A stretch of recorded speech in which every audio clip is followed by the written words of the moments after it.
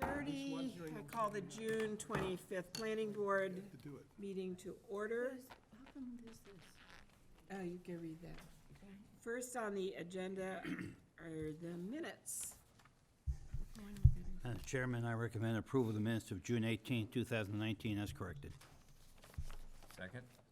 Okay, it's been moved and seconded, approval of June 18th minutes as printed. All in favor? Aye. Aye. Is there any public comment from anybody here that has nothing to do with anything that's on the agenda? It can be comments on things you think we should be taking up, this sort of thing, but nothing that is on the agenda tonight. Okay. We have a couple of releases. The first is the Falmouth Housing Trust, Lewis Neck Road, request for covenant release. Where's Tom? He's definitely here, he was over I know there. he's here, but we need him to, Maybe we'd come back to to it. give us some guidance on this. You don't know anything, Michaela? No. Okay, thank you. We will take a brief pause until Tom is located. Both of them. No, I'll Yeah. jump back and make an announcement then, because it's not on this, there's no announcements. Fine, I was yeah. gonna wait, so, but I would like to announce, and I've already said this once, but July 6th, we're having an ice cream social at the station from 2 to 4. We have a good concert to be going on, and free ice cream for the first 50 people that come to the event. Whoa. And it should be great. We have a great band, a bandstand, and it should be a great time. 2 to 4 on Saturday the 6th at the station. Excellent. Does everyone Excellent. know Okay. which station? Tom, we're waiting The for Falmouth your bus station. comment We call it the on the station now. We Falmouth don't. Housing we're- Trust Train covenant station. We're going release. back to trains. Okay. By the way, on the announcement from, I believe there are flyers out in the hallway. From last night, when I did the same thing at the Oh, selectmen's meeting. there's flyers. So there's extra flyers out there that are left over when I made the public announcement at the selectmen's meeting. And it's on lovely paper stock, too. Yes, thank you. So, proceed, please. Yes, we have with us this evening Karen Bissonette, who has a request for a covenant release. As it turns out in the research, and Karen and I have been talking about this since we met. fact, the board talked about it quite a bit last May, May 2018. So we have on the screen the area in where the lot is at on Lewis Neck Road. The next slide is actually the plan, because it's not a covenant, it's an A&R plan. It has a note on it.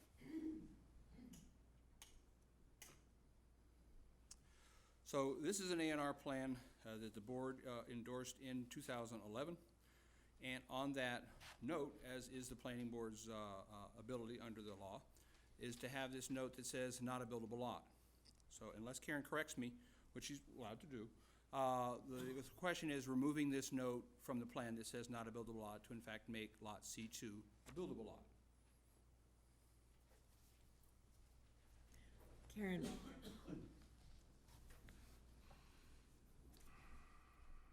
Good evening.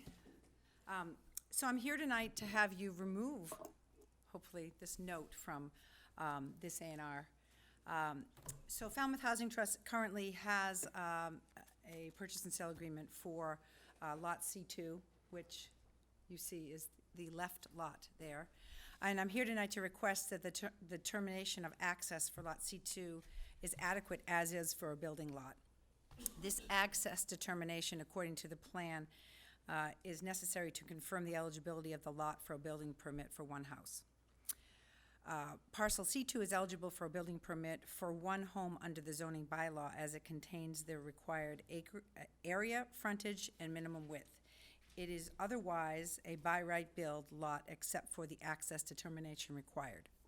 On August 9th, 2011, the planning board issued a plan note that required their review before this became a buildable lot, and quote, only upon determination by the planning board that there be adequate access to parcel C2. I have submitted a letter from D.H. Martin Engineering that provided the engineering and survey services with respect to this vacant lot. And it was found, and he found that Lewis Neck Road serves as adequate vehicular access for residential use. And you should have that letter. If not, I have a copy for you. Also, the fire department safety officer inspected the road and property on April 25th, and I was told, quote, as the road sits now, the fire department has no issue with emergency access, and when the plan is submitted, they will review and comment, end quote. On May 24th, I had a conversation with Water Superintendent Steve Rafferty, who told me that there is an 8-inch main on the road and that there is plenty of water capacity, and you should have a letter there confirming this as well. He sent that today. So Falmouth Housing Trust believes that the existing access is adequate and sufficient to the lot and would ask for a vote to make that determination. is there any discussion on this, please, from the board? Jim? Before you do that, could I just make a couple of comments? I'm here Laura's with Karen. Oh, I then just you wanted should, to add a yes, little that's part of the presentation, more fine. Pieces of information, if we can somehow get this GIS map back. Yeah, just go to the tab right at the top, Right here? all the way over, come down all the way to the right.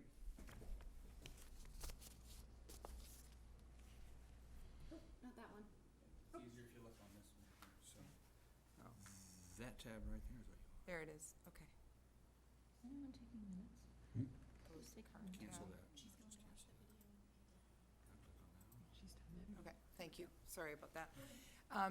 So I'm Laura Moynihan for the record, and I work a lot with the Housing Trust on various projects. And Karen's been doing a lot of work on this, but she asked me to come tonight.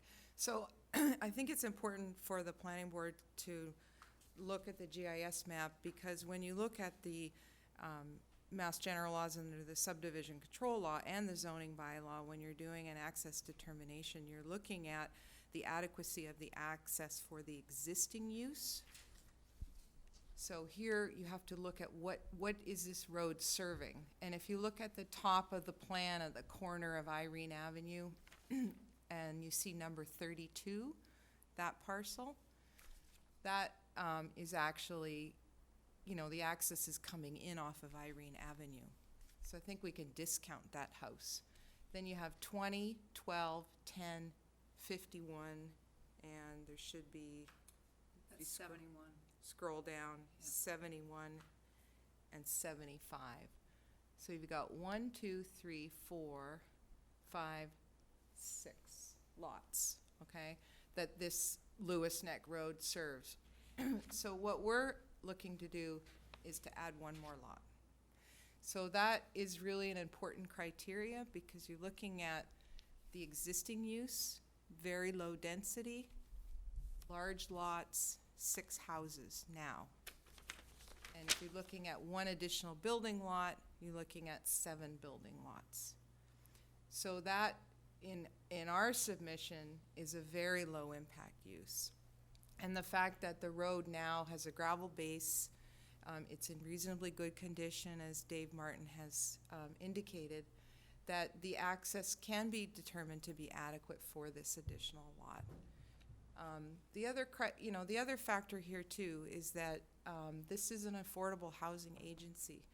You know, we have an affordable housing action plan. We have goals in that action plan for creating housing units. Those are pretty lofty goals. I think it's something like 79 units a year. We have to be creative. We have to have some flexibility in some of these reviews in order to make that happen. Deer Pond Road was a lot. You might want to talk about that one. The house was built by the Housing Trust, sold recently. That was on a road that was unimproved. It was not to subdivision standards. But it went through because of essentially of the need for the housing. So, you know, I just wanted to add that criteria. I mean, we're not, you have to look at what this road is serving now and what you're being asked to add to it for this determination. Excuse me, the lot you just referenced, how did it go through? Did this board give it an A&R on a 12-foot right-of-way, or did the 40B supersede the town codes? How did you get that through? Yeah, Karen can Sure. comment on that.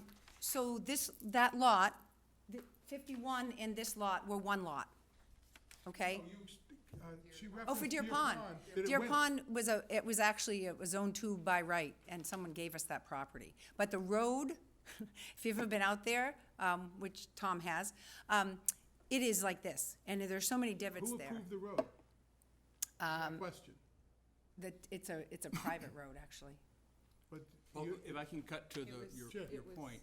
So Deer Pond Road was actually 3 lots, and they brought a plan in to create 1 lot from 3. So essentially, Deer Pond Road was exactly the opposite of what this is. They wanted to take 3 lots and make it into one for an affordable house. And there was no access determination requirement there. It was already a lot covers approved already on a a lot. way. I Yes. just- So I'm this trying to is- see why it was tied to this. that's Right, all. Yeah. this is a little different because of that note on the plan. So Deer Pond did not have that note on the plan. It was already buildable. Right, was. it'd been shown on a subdivision plan for many, many years. Yes. But, you know, similar to, and you're all familiar with them, there are many of these kinds of roads in the town that serve residential uses. I mean, that's the issue. The issue really is the adequacy of the access. And when you have the fire department saying they don't have any objections, you know, you have our engineer, granted it's our engineer, but it's Dave Martin. He's not gonna give you an opinion if he hasn't gone out there and looked at it, saying it's in reasonably good condition. So, you know, what's the answer? This is an ideal location for the Housing Trust, and they'd like to be able to purchase this lot and use it. Okay, further questions, discussion, Yeah. Paul? Did I hear you say that this was an unbuildable lot? It's only unbuildable because of the note that the planning board put on it in 2011, Due to the access? due to the access. The access was questioned. Bob Ament was the attorney at the time, and he said he questioned it right away, but the Pilduses, who owned both lots, sold that 51, and they currently still own that, and they're selling to us for probably about half of, if it were buildable, what it was That worth. has not changed. That has not changed, no. I would just like to remind the board, Timothy Bourne Cartway, we had a look at this and what is accessible, and we determined several times that these little 12-foot roads were not acceptable. So we're gonna be changing the way we did things. I was just wondering, can a 40B just ignore us and go ahead and do this without us? that's, I don't know that. We would have to go to another board for that. Laura? So the note on the plan has a requirement for an access determination under the state law and the local bylaw. So a 40B project could conceivably request a waiver of the local bylaw, but not the state bylaw. So, you know, the access determination here is to lift this restriction is critical to the Housing Trust moving forward with this property. I mean, they have to know that they can use it. And without that, you know, because of that state law restriction, I don't think it could be waived. Charlotte? You know, this request puts us in a tough spot, because it's asking us to do something because it's going to create more affordable housing, something this board really supports and wants to see happen as often as possible, but not by breaking our own rules. And it was my understanding from talking with Tom earlier that in fact you do have a process that would allow you to do that, and that is the 40B process. No. Could I just comment on that? Yeah. You don't have a rule or regulation when it comes to access determinations. And as Mr. Fox mentioned, you've had standards that you've looked at in the past. You've had standards that you've applied in the past. But that's all they are, because each case should be taken on a case-by-case basis. That's what you're looking at. That's what the bylaw and the state law require. Is the access adequate? It's not what's happened with other people's applications, because every case can be different. You're looking at the adequacy of the road itself in terms of its width and its surface and its condition to serve the existing 6 house lots. Could I comment on that and then Sure. ask Tom to comment also? Yep. I have a problem with telling the board they can be as inconsistent as we want to be. And that creates a really terrible situation across the board. So I don't feel that we can just ignore our own standards case by case. That's really not how this board operates. Tom, But you could can make comment on exceptions. this situation? Certainly. The state law and our language essentially parrots the same information. That in the opinion of the planning board, there is sufficient width, suitable grade, and adequate construction to provide the needs of vehicular traffic in relation to the proposed use of land abutting thereon or served thereby, and the installation of municipal services to serve such land. So essentially the question is the planning board's opinion that access is adequate as far as the grade, the condition, the width of the road. And that's what the law is, and that's the vital access standard that's discussed in Massachusetts general law. Regarding how you make a road, typically roads are created under subdivision control. The way roads are created out of subdivision control is under 40R. So, under 40B, excuse me. So under 40B, you don't have to have a subdivision plan to create a subdivision. You do it under 40R. B. And that, thank you, B. 40R is a good thing too, but not for this. So, thank you. So in this case, and I don't know that, and as I point out on a pretty regular basis, organizations like Falmouth Housing Trust, Habitat for Humanity, they get land given to them because other people can't use it under the regular terms of engagement for trying to develop land. And so, God bless those people for getting this land and trying to do something with it. But still, we've got to follow through with the process. Now, if this note on the plan creates an issue with the developer, the trust not being able to buy it because of the risk that's inherent in that, I don't have a real good answer for that other than the planning board put a note on it in 2011. In previous determinations of it, they've looked at it and said, we don't believe the access is adequate here. In the case of the 1997 assessment,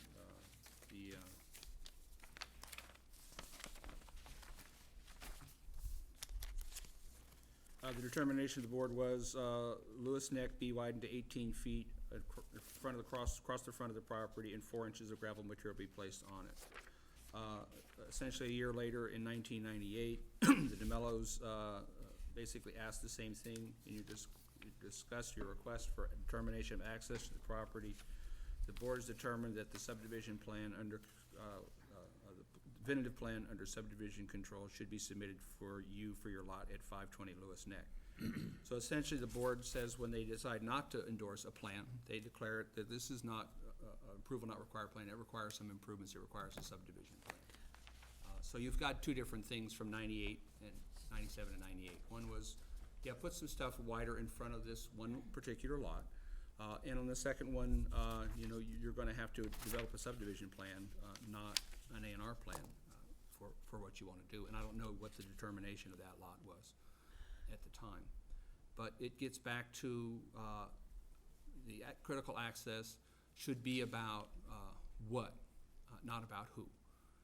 If you decide, well, we're gonna give, we're gonna waive our standard, we're gonna make an exception for these 4 houses, or for this house lot, for, you know, for a good reason, for the public benefit of affordable housing, that's laudable. But then you're gonna have to live with that, and other people who might contest, well, you determined adequate access for this other organization, why can't I get adequate access for my lot? In fact, just recently talking with the developer down the street who was trying to create a second lot. The direct abutting lot, I was gonna bring this up. I said, you're gonna have to come to the planning board and ask for that same thing, and I pointed out what the requirements for adequate access were. He opted to not do that and access his property from the rear and is building on one parcel. So in the very, very recent past, while he didn't come to the board, they had a discussion with me, and I laid out this same process about adequate access, and he decided, well, I'll just come from the backside. So I believe that if you submitted a 40B, you'd be able to put 4 units on that lot. The state law notwithstanding. I'm not counsel, and I would have to ask if that note, not a buildable lot, impacts 40B, but I think if you have site control, that's what the standard that the state is looking for. Do you have site control? Do you own this piece of property? Do you have a purchase and sale agreement contingent for something like that? So that is the standard that the state is looking for determining whether you get to apply for a site approval letter for 40B, is site control. So if you have purchased the property, it seems to me like you've gotten over that standard. I think the risk, perhaps if I'm misinterpreting things, is the trust doesn't want to spend good money on a good deal of a lot to find out they can't use it for something, and then they've got to do something to try to dispose of it. John? Thank you. Tom, do you know how lots 32, 20, 12, 10, 51, 71, and 75 were created? Nope. It had to be one piece of land, somebody subdivided it? Is there any record of a subdivision occurring here at some point in time? Chances are, based on, well, somehow Lewis Neck became a road. I'm assuming there was a paper street, a subdivision from an earlier era. And some board in the past, I don't know when, we can go back and look, said, yeah, there's adequate access for those 4 at the top. Maybe they thought, well, those 4 are fine because they're closer to the street. I can't explain 71 because it's not very any closer to Irene than the others are. And But- and 75. And 75. Yeah. I'm not, I mean, somehow this land got subdivided, Lewis Neck got put in, and people got building permits. I mean, even the lot next door got a building permit, and a house got built on it. So Because- the access had to have been acceptable to somebody sometime. And, you know, I'm curious about that, and, I mean, this is a 50,000 square foot lot, it's over an acre lot, they're asking to make it become buildable, and there obviously is access there, there's obviously town water. The fire department has said that they don't have an issue with it for safety purposes. And I believe if we okayed this, that it wouldn't set a precedent. I think that next person could come in and ask, but every situation stands on its own. But I just don't understand how everybody else got a building permit there and built their houses if this road wasn't acceptable some point in time to somebody in this town. well, I've said more than once in my career, just because someone made a decision that I don't want to say a bad decision, but I don't think that a decision that didn't comport with all your rules should be the precedent for moving forward. So perhaps the board felt there was adequate access for those previous board, but that's this board and that's this plan. So if this board decides, I'm just wondering how all these houses got built on Lewis Neck Road if it wasn't acceptable, if it wasn't subdivided. I just feel it had to have been subdivided at some point. Could I answer that? Of course. Yeah, I mean, it was divided by an A&R plan because. All of those lots? The houses were built on them, 75, according to the assessor's records, which is at the bottom. The house was built in 1930, but the other house, 71, was built in 65, 51 was built in 62, 10 was built in 96, 12 was built in 92, and 20 was built in 97. So there were access determinations because we know the subdivision control law was adopted in Falmouth in 1956. So there were prior access determinations. There were building permits issued after the subdivision control law was adopted. So, you know, the question here is that, as you pointed out, some planning boards did determine that the access was acceptable. You don't have a written regulation that says that adequate access is X. You don't. So what we're asking you to do is not look at, you know, what's been done in the past, but look at the road itself. You know, if you as a board are saying that only a certain width and only a certain grade and only a certain material are adequate access, well, I don't see where that is in writing. So look at the road itself, and if it's serving 6 houses and you're lifting this covenant for the housing trust, which can be part of your vote, you're lifting it for the housing trust only, then that will satisfy what the housing trust needs to do to move forward. That's all we're asking you to do. But I do believe that this, you know, imposition of this under the state law is a problem. And they need to know that they can do something with this lot. Or if they can't do something with this lot, with the road the way it is, what are the requirements gonna be? You know, people can't go forward with these affordable housing projects and spend $30,000 or $50,000 to find out what might be required at the end. I tend to agree with John that the precedent has already been set by the houses that have been built. And since I've been on this board, we have done subdivisions, and we have waived a lot of requirements. One in North Falmouth not too long ago, where we allowed a road just to be gravel, and we waived a lot of the standards for the access to the property. And I don't see why this couldn't be a situation like that. Pat, before we have another comment? I just want to point out the lot to the immediate to the south could be subdivided into 2 lots, and they'll be the very next people coming in here to do that as soon as we do this. Because in the past, they've been told that a 12-foot road was not adequate. I think they already have a house being built there, Jim. I think that's what Tom said. They got access from the back. But they might be able to subdivide it again as soon as we do this. I would, if I was them, because as soon as you say my next-door neighbor, they can do it and I can't, I think that's a real problem. Mike, you have a comment on this? My name is Yes.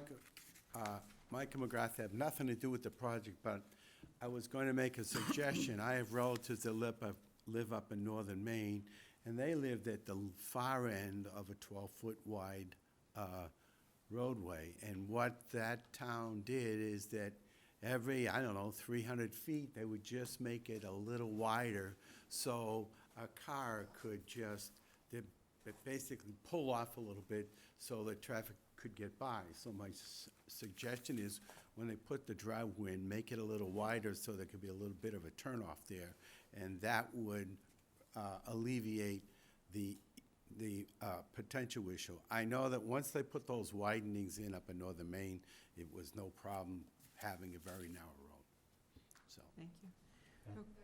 Could I ask a question? I just looked it up. That Fender lot is 71,000 square feet.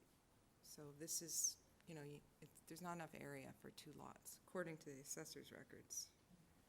I have a different recall of that information, but. Well, should that's look at- 71 beside the Lewis point. Neck We're Road. discussing this one. Paul? Tom, could you talk, hasn't the owner of the lot to the south come in and asked for an A and R on that exact lot? Determined that this lot was, that street, and we told them it wasn't? Yeah, he didn't apply to the board. No, but he came in and, We came in, we talked about it, and I explained what the adequate access was and what parameters for the subdivision was for a road. In this case, that applicant had talked to the neighbors, and the neighbors had said, yeah, we'd be happy to help you with this operation. We'll give you money to help pave this road 16 feet wide up to the road. They had a little trouble getting around the corner, so he could get to 16 foot wide with an easement, but there's telephone poles in the way and all those sort of things as well. So he opted, because he wanted to pull his permits and get moving, to build a house on that one lot, but Could I- not to subdivide it. not to subdivide it. Could I just comment that I've been down here more than a dozen times, and I've never run into another car that wasn't meeting me there. It is not a busy road. It's a well-groomed road. The vegetation is back. You can see from the beginning to the end of the road. It's a good road, and I know it's not wide, but I would implore you to think about affordable housing in this community. Something has to give. It just does, because it's not going to happen. And you're not going to get organizations like ours coming to you again and again and being shot down, because we're just not going to do it. It's just really a difficult thing, and we have to start producing houses. We need young people. I mean, look at this room. I mean, I'm 59 years old. I'm young in this town. That's really awful. So we need young people in this community, and the only way to do it is to make affordable houses so that the people that we need here to work can afford to live here. So Charlotte, you had a question. We appreciate all the arguments for affordable housing. I know you do, Charlotte. This is the choir, so that's not the issue. Tom, right at the moment, this letter dated May 7th, 1997, from Brian Curry to Eladio Gore, cites a road 18 feet as if it were somehow an important number backed up by a bylaw. The statement's been made that we don't have a bylaw that sets a standard for adequate access. Is that the situation? I think somebody decided 18-foot would be sufficient. It may be that they had 18-foot they could spare. I don't know where 18 feet came from. Essentially, vehicles are 6 foot wide. If you want to have 2 vehicles pass each other, you need at least 12 foot of travel width to drive past. There's 12 foot of a way there, but not 12 foot of pavement there. So where 18 feet came from, I don't know. It was something that perhaps Brian Curry and Eladio Gore discussed amongst themselves to figure out what would be an adequate number at the time. Charlotte, please notice on that letter, it says number 1, it says across the front of the property. It does not say that you need to make the whole road 18 feet. And that number 20 is on the corner, right there, see? Yeah. And it says across the front of the property. It doesn't say anything about beyond that property. I just want to make that point because I think it was kind of confusing. Good point. Yeah, I'd like to make one minor correction. Mr. Drury, I think, mentioned that the fire department approved that, or had no problem with this. My understanding, the fire department withheld any approval until they saw the plans. So it's not that they. The safety, I can think quote they're to you waiting again. for a submittal, and they will then determine what's appropriate. The just safety wanted to- officer, and I asked him if I could quote him, and he told me that, yes, I could quote him, was what I read you, about how he had no, okay, if I can find my notes, then I could read it to you again, that he had no issue with emergency vehicles. He came down there in his own vehicle, and he told me that they would make the final determination once they had the plan, but that he saw no issue with emergency vehicles in and out of there. have not commented yet, so I would like to state, we've always looked at an 18-foot road. I can't cite why, but that's what we minimally ask. However, as John pointed out, all of these buildings got permitted somehow, all of the houses, and it wasn't in the too far distant past, about 20 years ago, that some of those permits were issued. So along the way, and you said they were A&Rs, along the way, it was determined that this was a sufficient road, because that's how A&Rs are given, with the determination that the way is sufficient. It's fate.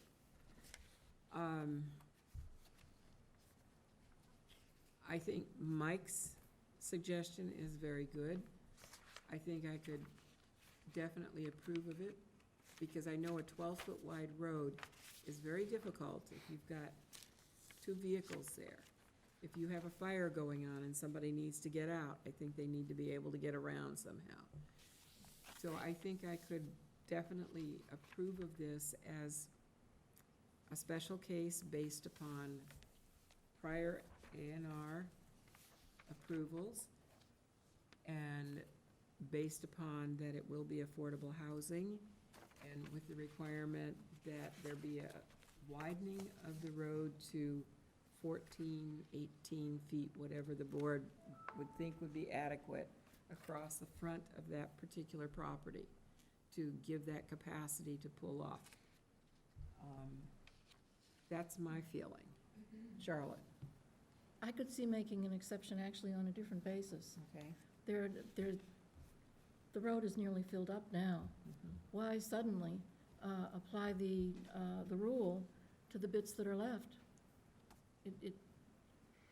This may not, it's not a situation that's likely to repeat itself. So thinking about it in terms of a precedent could be, as John said, a sort of a mistake. I think for these people only, that would be the approval, like they suggested, a housing trust. And I want to make one other comment, that I know that, looking at the map, that Lewis Neck Road goes all the way to Acapesca Road. Unfortunately, someone has illegally piled up some dirt and blocked it, but legally, everyone has the right to get to Acapesca Road. There's two means of egress legally available to these residents. So opening that up would just be removing the dirt pile across it? That's right. It's not supposed to be there, but someone put it there and it's never been removed. That's a bulldozer, right? That's what it could be, yes. Yes, Jim. Everybody that's on there has the right to put a fence on the property line. And if two people decide to put their fence on the property line by right that they're allowed to do, we're down to a 12-foot wide. I don't see how the cars can get through. I really think the access is inadequate unless they widen the road. Because Lot 10 and number 41 could put fences right along the back of their property. They have the right to do it. We can't say anything about it. They don't need a building permit, they don't need anything. Make a 6-foot fence, you're allowed to do it, you don't even need a building permit. So we gotta be careful what we're doing here. Okay, we've had about half-hour discussion on this, so I think it's time to get a motion on the floor. And, John, you seem to be expressing I'd make a motion to approve based upon, based upon the permits that have been issued to other property owners, and that the road is adequate for the proposed uses. do you want to indicate too a slight widening across the front of that or not? If everyone else feels that way. If they're gonna, yes, it would be a good idea. Either 16 or 18 feet on their property line, on their Okay. property. And this would be for the housing trust only, the Okay. approval. Is there a second of this motion? Second. Any further discussion of it? Paul? Yeah, I think it should also be with the approval of the fire department, in addition to the neighbors. Do you accept that as a, You say acceptable to the neighbors, I think it should be acceptable to the fire department as well. I think a letter from the fire department, but what she's indicated is they won't give a final until they see the condition of the road. Yeah, If we're right. asking it to be improved 18 feet, they can't do that until after they own the property. So So I think a letter from the fire department saying they would be okay with 18 feet on that lot. Right in the front of On it. that lot would be fine. If they do that, yes. If they'll do that, yes. Okay, does everybody understand? Bob? I understand the risk of buying a piece of property and hoping that it would, you could build a 40B development there, and I wish that there was a way that 40B could take care of this, but I think this is our only way out to help them with this. Okay, and you agree with all of the Yeah, contingencies on this motion then? yeah. I would like to say that even if they don't get a 40B approved, they have a lot for a homeowner that needs a house in this town, affordable house. Okay, it's been moved and seconded. And it's Charlotte? guaranteed to be affordable, right? We're doing it only for the housing trust. Okay, Is that a yes? Yes. Thank you. okay. So it's been moved and seconded. All in favor? Aye. Aye. Opposed? Abstain. I'll abstain. Okay. Thank you. So if I may, this is the first part. The second part is to come back with a plan, because you've got to have an A&R plan to remove that note. Yeah. So what I would suggest, if Mr. Martin is drawing plans for you, that he prepare an A&R plan and perhaps show some of that wider pavement that the board was discussing. Mhm. With that in hand, we'll have an A&R plan the board can endorse. Mhm. The board has the ability to put a note on a plan, as they did, saying it's not a buildable lot, and the board could certainly put a note on the plan that says, we find this adequate, this access adequate to benefit affordable housing, or whatever the case that note might be. That would be very advisable Yeah. to do, I think. So we'll be back here, if you guys can have a plan done by July 7th, we'll get it signed and be back here in front of the board. Great. Madam Chair, we should make a note, we've got a little gap in our bylaws. For some reason, we need to investigate that, but we've always had an 18-foot. But it's, Madam Chair, may I Yes. ask, would the planner be issuing a letter just confirming the vote so we can move forward on that basis? Yeah. How are you doing that? Okay, thank you. Okay, Thanks very much. thank you. Okay, next under releases, Cape Club, request for lot release, and I know there were some measurements that had to be taken. Tom, have we received the results? Yes. Give me just a moment to switch gears here, if you would.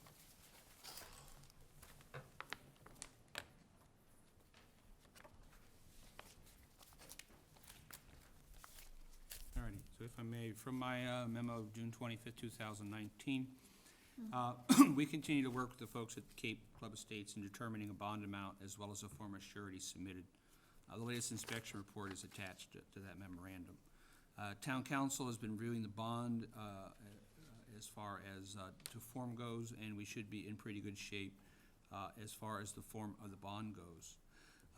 So after the paving was done, the town engineer said, I want cores out of the road so we know what's under the pavement. The applicant opted for a different methodology, using nuclear density testing to test compaction instead, which might be a better test for compaction. However, Jim McLaughlin, the town engineer, is the one who asked for what he asked for, and he's on vacation and will be back later this week to determine if the nuclear compacting testing is fine and if that's adequate. Needless to say, with this ongoing testing, there are other shortcomings with the paving. There are places where the pavement is too thin. There are places where there's still issues with some drainage and the amount of compaction. So we're at a circumstance right now where we're still determining what needs to be fixed and what the bond amount should be. What I have proposed in discussing things with a couple members of the board and the applicant is that if the board was so willing to do, they could do a limited lot release, a provisional lot release, and release a few lots that they could put model homes on. So they could get started on building things as we sort out the remainder of the issues for the subdivision road. Because I have no doubt it's gonna be put in properly after we get done with the punch list of things that have to be done. So this provisional lot release would allow them to start their model homes so they can have something to show as they work through what the bond amount is and the form of the bond.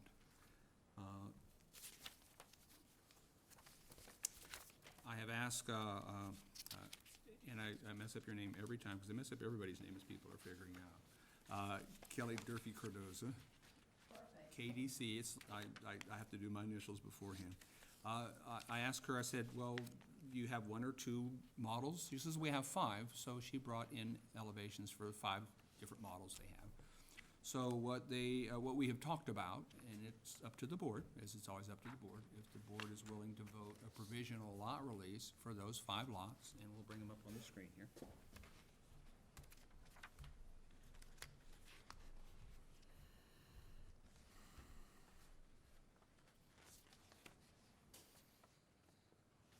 It's a stone wall set.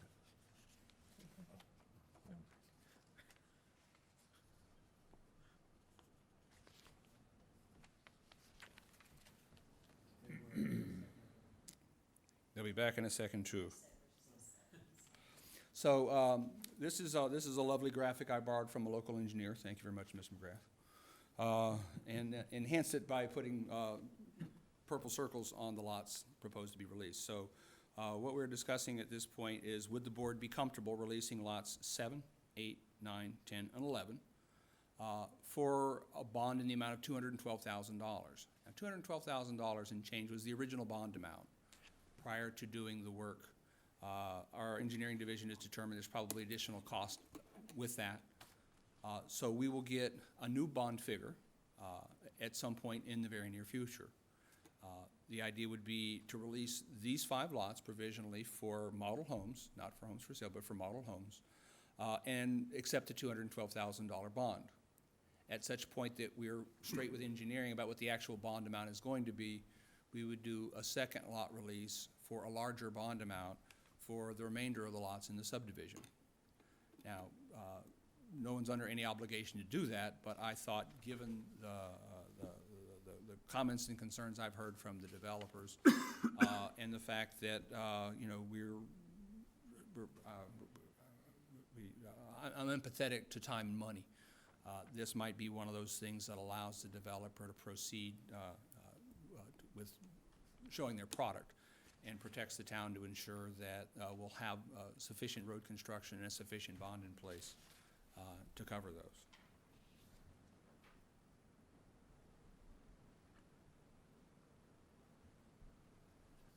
Discussion, please. John? I absolutely be in favor of the support of this. My question is, in the bond amount, the 212,000, you said that afterward it may increase from this number Oh, absolutely it will. because, Because the bond amount made the assumptions that all they had to do was put on the top coat and some lights and some drainage and things like that, but in fact, they're going to have to do some more extensive work to the roadway in order to. I suspect they would do that extensive work before they come back in and ask for more lot releases. Well, that's, The work will already be, Yeah. that work will Yeah. already be done and approved by the engineering department, I would presume.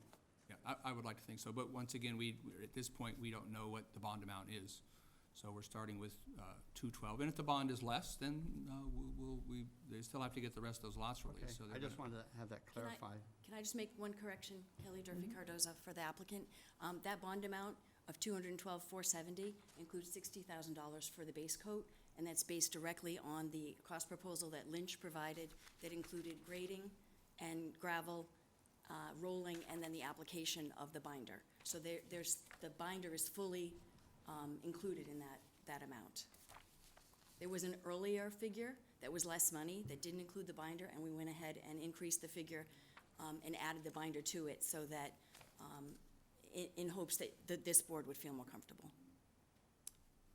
So in some point in the very near future, the applicant will do the work they're doing, our engineering division will do the work that they're doing, and we'll come up with what that real bond amount is, and be able to release the remainder of the lots with the board's vote. I think this is a great idea, a great compromise. I'd be in full support of it. Charlotte? I just had a question. Why 5?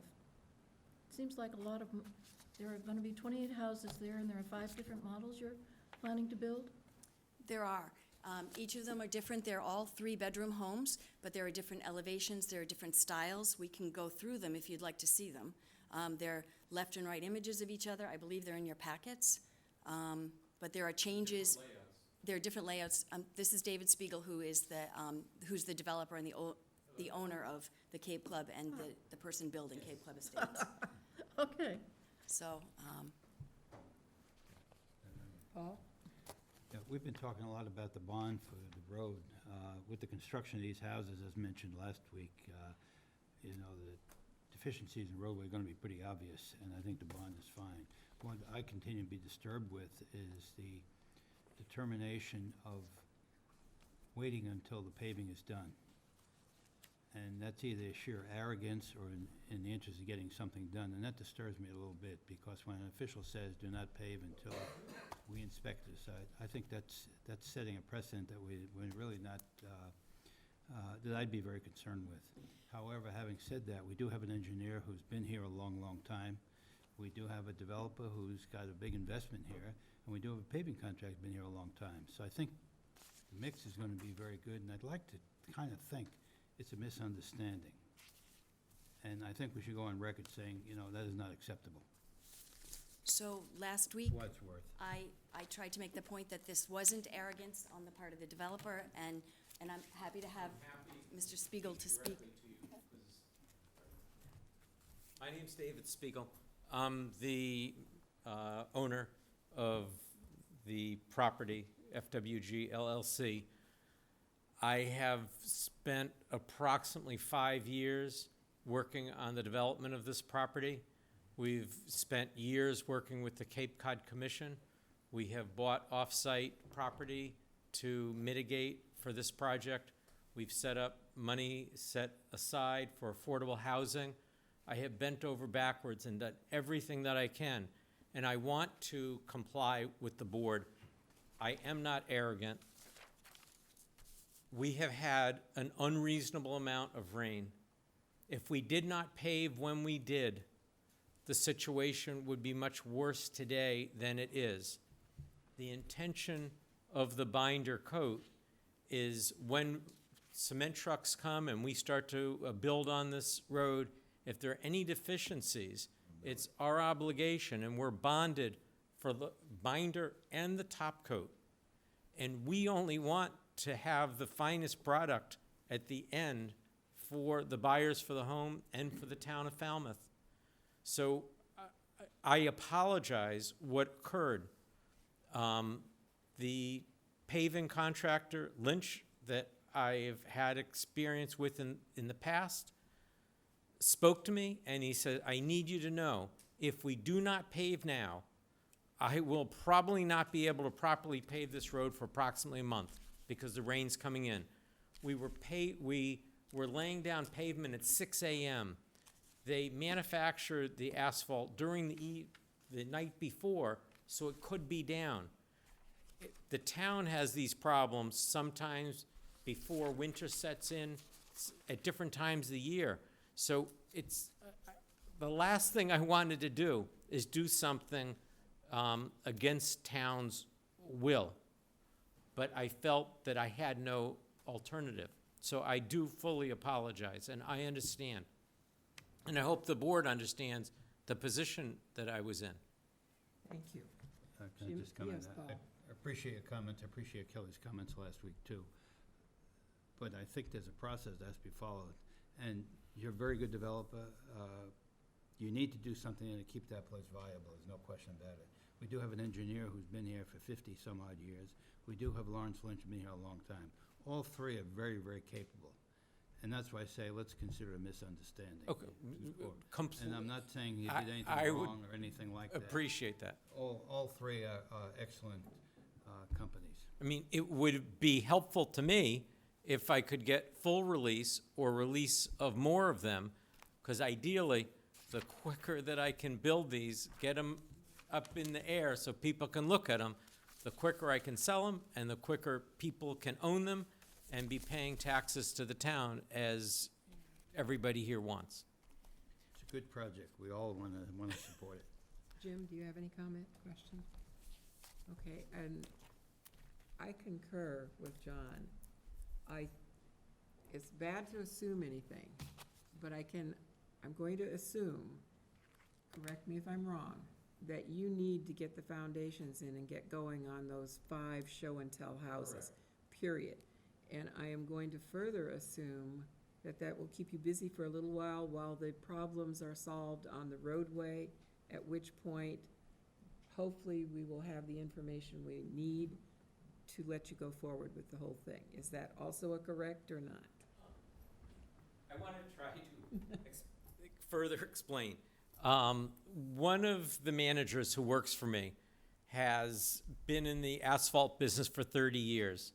He said, in reality, what is best to do is to go and develop the homes, put the homes in, have heavy equipment go on it, break up, damage that road, whatever needs to be done, Then you do it. and then go cut the bad areas out, rebinder it, top coat properly, and make sure that you have a road that's the way it should be. And I know there's like fighting back and forth, but the intent of bindering a road like this is that it can be damaged and destroyed and properly fixed by me, and that you have a bond to protect anything that happens. So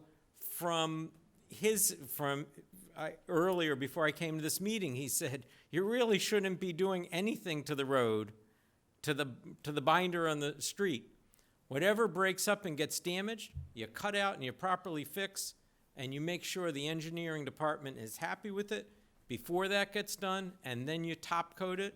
And if you want to put, instead of 1.5 inches of top coat, you want to go 2 inches of top coat to make it better, go and do it. But that's what a man who's been in this business for 30 years, that's what he believes. And I'm not saying that there's anything wrong with Falmouth Engineer, so don't take me the wrong way. So you're considering this really to be a construction roadway? That's what it sounds like? That's what it is. Right, and they do Correct. get damaged badly. John? If it doesn't get damaged badly, which would be great, that means that it was built beyond the standards. But if it does get damaged at all, we're paying to fix it and replace it. John? I think to answer his question, my sense of it is, as soon as he does the compaction report and Falmouth Engineering Department approves it, we can release the rest of the lots. I think that's pretty simple. Yeah. And we all agree, well, to some degree of what you're saying, but you're at a point now where we have the engineering department involved, and as soon as you do your compaction reports, it comes in fine, or if it isn't fine, you correct it. Correct. I don't think we have any reason to hold any lots here, so. Okay, so then I would need a motion I agree. for a lot release for the 5 exhibit homes and accepting for this a bond of $212,470. I just have a question. What about our engineering department? They can't determine because they're not here. We're going to make that a condition that they say it's okay as well? Before the release of the additional lots. But these are okay. These would be okay that's my understanding that the board is saying. The demonstration houses, exhibit houses, whatever they're called, we would release those 5 lots now and accept for that release right now the bonding amount, and the additional lot release would be provisional upon engineering's acceptance of the road structure. That's my understanding. Is that correct, Tom? Yes, ma'am. Okay, so who wants to restate that as a motion, please, or just I'll say, give it a shot. go ahead. Okay. I think the language Tom was suggesting was a provisional release, is that right? Okay, I move that we give a provisional release to 5 building lots, numbers 7, 8, 9, 10, and 11, conditioned also on a bond of $212,470, is that the right number? For the road. That's the whole motion. Second? All in favor? Does what? the conditional release allow them to get building permits? Does that have to be part of that language? So you can apply for building permits and get them issued? Oh, They will. Based upon our I release talked of to this. Rod to make It's sure. presumed, right? Yes. Okay, I talked specifically to him about this to make sure Okay. we are all on solid footing. okay, good. Any other questions? All in favor? Aye. Opposed? Abstained. Thank you very much. Thank you. Okay, public discussion. Applicant, Nature's Remedy, special permit application for a medical marijuana dispensary at 31 T-Ticket Highway. Warwick and Associates and Tom. If I may, Madam Chairman, the folks at Nature's Remedy have asked for an extension as they continue to work with their neighbors in T-Ticket to figure out if they're gonna go forward at that location. So we have received an extension from them through the next month. So I would venture to say we should continue this. Based on the progress they're making, you could continue it till the end of July, or you could continue it till our meeting on July 9th. But we just need to vote to continue it I'd because. say with what they've been experiencing, end of End July of makes more July. sense. Does the board concur with that? Yeah. Okay, so we need a motion to accept their request for extension. I'll move we accept their request for extension. Second. All in favor? Aye. And so they will be on July 23rd. Okay. Applicant, Mason Swain, site plan review application to construct an addition to the garage for an accessory apartment at 26 Fiber Lane, BSS Design. And you are, Nathan Swain, okay? and I'm going to be applying for a special permit for Carolyn and William Swain at 26 Fiber Lane, East Falmouth. We're looking to add an existing garage, add on to an existing garage and convert it to a one-bedroom accessory dwelling to be occupied 7 or more months a year. The existing lot is 48,133 square feet. The existing principal structure is a 3-bedroom, 1.5 bath, which is 2,700 square feet, with inside dimensions of 2,500. Can we put the plan up so we can see it? But it's better if we're talking about it, we actually see, instead of looking at the Cape Club. People say nice things about the Cape Club.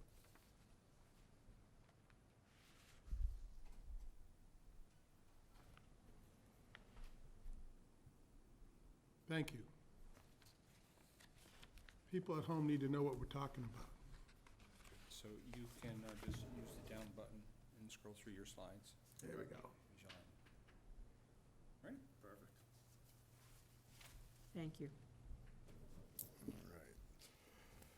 So the existing house is 2,700 square feet, or the inside dimensions is 2,519 square feet, not including the foyer or the stairs. The proposed accessory dwelling is 792 square feet, which is 31.44% of the principal. With the addition proposed, lot coverage by structures is 5.86%. Total structure, pavement and parking is 14.9%. The height of the proposed accessory dwelling is 13 feet and meets all setbacks. We will make a parking spot on the north side of the lot in the front and install a 1,500-gallon septic tank and tie it into the existing leaching field. Thank you. Is it the structure that's up at the very top? Yes. That's what I thought. Any questions? Charlotte? I have a comment. I had an opportunity to look at these drawings that included elevations. I don't know if you want to look at the elevations also. And it certainly follows all of our rules. It's really exactly what the accessory apartment bylaw was intended to do. And the design of this, there were photographs of the primary residence. This goes with it very well. It meets every thought and requirement that we had. Excellent. Jim? I agree. I would only like to know the primary dwelling, what does the assessor's card say the square footage is on that?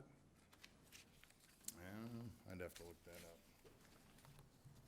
I was gonna try to do it, my phone was not, although we don't go by their measurements, the methodology is very similar.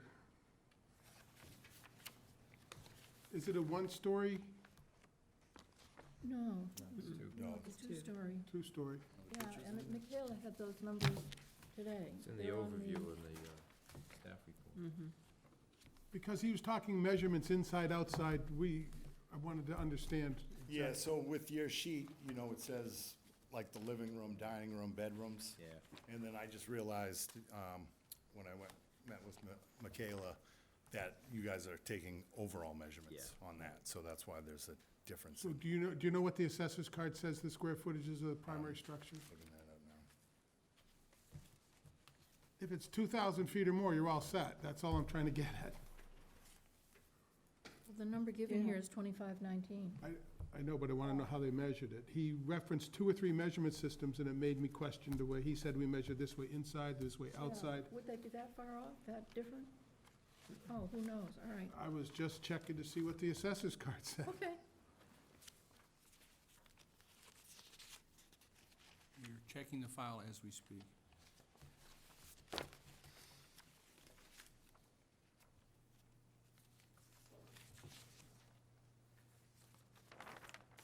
I don't know that I have the card, the assessor's card in here, but I believe. when We can look it up online, the machine's really fast over there. If you just go to the assessor's card and do it, and get the answer real quick.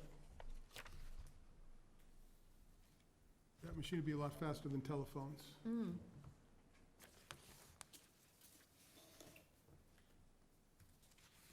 So it says the finished area is 1,327 square feet. That's a question. That's a serious question. I want to know how they're measuring, how So they get to 2,000. We're measuring, so the finished basement, You didn't say that.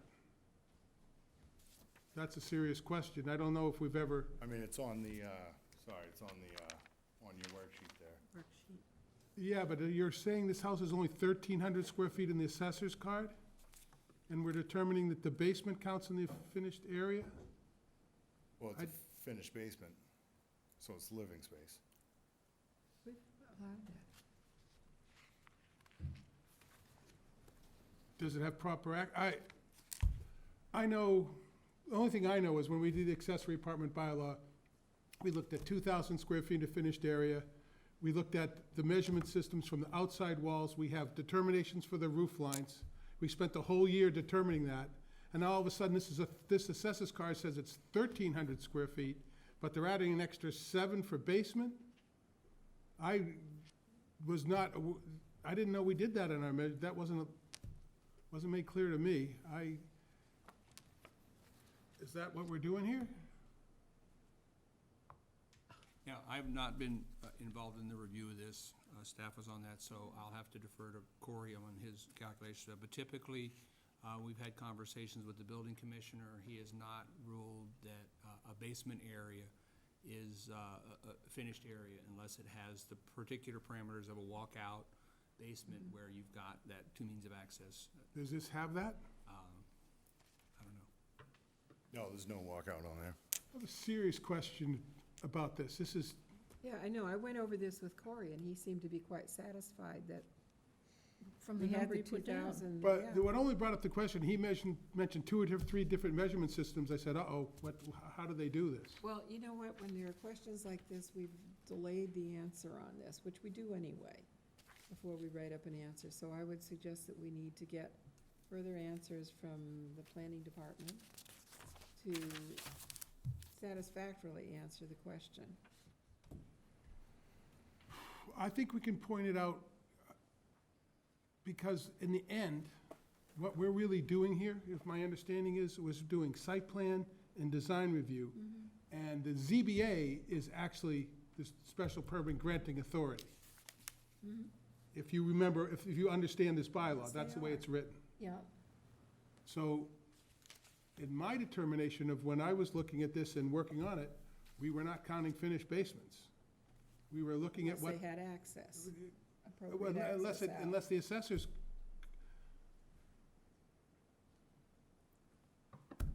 I don't, the idea behind this was scale. Me fitting in the neighborhood and balance. And when we did it, 2,000 square feet, 800 square feet, the math all worked on the right size.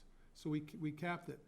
it never entailed, I mean, so basically, if you're not counting the basement, this accessory apartment bylaw is almost as big as the main house. It's, if you don't count the basement, it's nowhere near the 40%, you know, it's totally I know different. what you're saying, Jim.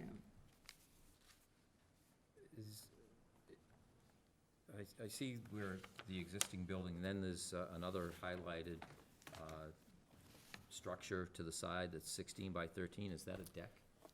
That's a foyer. Oh, yeah, on the side, that's a On the foyer going down to the basement there. Like, I didn't include that because you guys didn't have a, Okay, because line if you just item take the for- 30 by 22 and you subtract the 14 by 5.5, and you multiply it by 2, you get 1,206 square feet for the existing building, not including a basement. But if you include a basement, then it's going to be 3 times 603 square feet. Aren't there rooms upstairs? There are. there are. Yeah, but the first floor, if you multiply 30 by 22, and then subtracting the jog that's there, it comes to 603 square feet.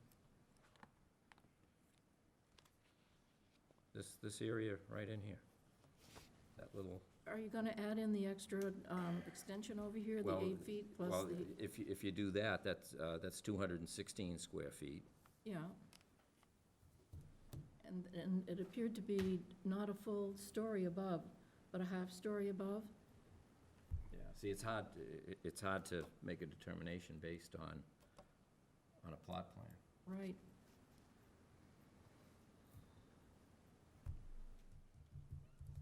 Maybe we should delay until we get, Oh, square we- footage. Yeah, Yeah. we need to delay on this, because there are too many questions that are Yeah, coming I up. think it's problematic. They're making the garage bigger, and they've done it by counting the house being bigger so it meets the parameters. right. Well, What I think Well, the biggest problem is I actually ask Corey all the time to look at the assessor's records, and we came up agreeing on the half-story. I'd like to see the math, and I don't believe that we get to determine whether basement counts as living space. I think that's a ZBA issue. It is, but when we were discussing this with the whole working group, if the basement if it were finished and it had sufficient access, Like a house that's built on the side of a hill and has a walkout basement, yes. And the Yes. building department, but it doesn't sound like this is that. that's right. Well, you don't need two means of egresses for, you know, say, an office in the basement or a workout room. Right, but when we did this bylaw, we were looking at making these things fit in the scale of the neighborhood and the relationship to the main house. By all of us saying, I mean, I have a house that's got a 2,000 square foot basement. I could finish that off, but the measure, so my house, and I have an attic too, so by that measurement, you could say my house could be 4,000 feet, but it isn't, it's 2,000 feet. We've got serious questions that We need do, to be but answered. Corey. I mean, can I'm not ex- against it, but the math doesn't work as far as I'm But concerned. let's find out what Corey's thinking was, if it was Right. Corey who wrote it, when he put that there were 2,519 Right. square feet somewhere, so Well, we'll I just think he took the question it. applicant's measurements, because I Well, listened to the, it would be Could be. 2,100 square feet if we deducted the basement, 21. 21, because the basement is 600. So if you factor in the foyer, right, but what are you counting on the second floor? You're counting the second floor as the same as the first? second floor would be 840, and the first would be like 1,080. I would like to see the analysis. We have a mathematical formula that we use, and I don't see it being applied here. I'd never once heard the basement before. There are still questions, Jim, so I think we're going to defer this. So if I may, to recap, we like the concept. Absolutely. Absolutely, I it's- was all set until I It's- thought the it- measurement was wrong. So from a site plan perspective, it's a lovely cottage. It comports to look like a single-family residence. We just want to know what the number is to know that in our referral, that it is, we approve the site plan. And I think it's perfectly appropriate to say we approve the site plan, although we have some concerns about the square footage. But before we do something like that, let's continue it. Do you have an appointment with the ZBA yet? I do on Thursday. On this Thursday? Okay. Oh, So, we'll be sending a report to the ZBA that says we're still on the site plan review. And certainly you can, take that for the ZBA. They typically will let someone start their presentation if it's scheduled. So we'll verify, the square footage numbers. But as far as the components of the property, the siting, the aesthetics, the board's pretty comfortable with that. Just Yes. what's the number to verify that you get to make this size accessory unit? And that's been sort of the math issue we've had, right along with some of these. And of course, whether he can do it or not is a ZBA Correct. determination. But we're just saying, we want to know. So we'll have something to the ZBA by Thursday, just let them know where we're at with this. Okay. Thank you, Mr. Swain. And our next meeting is July 9th. So we'll be back July 9th for this conversation.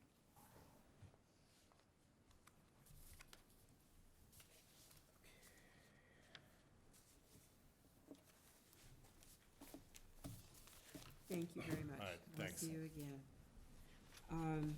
Next, presentation, Charlie, Coastal Resiliency Action Committee. If I may. Yes, Tom. In the back of your notebook, you have a one-pager, two-sided, which are essentially the notes that I received today from the Charlie and the Coastal Resilience Action Committee. Looks a lot like that. In the back folder, back inside cover of your notebook.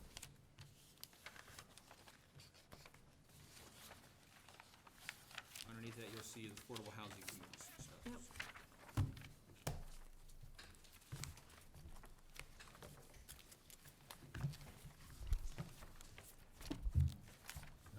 Good evening. I'm Charles McCaffrey. I'm Chair of the Coastal Resiliency Action Committee. We have been charged by the selectmen to develop specific recommendations to improve the resiliency of the town to the natural forces of erosion, severe storms, and sea level rise.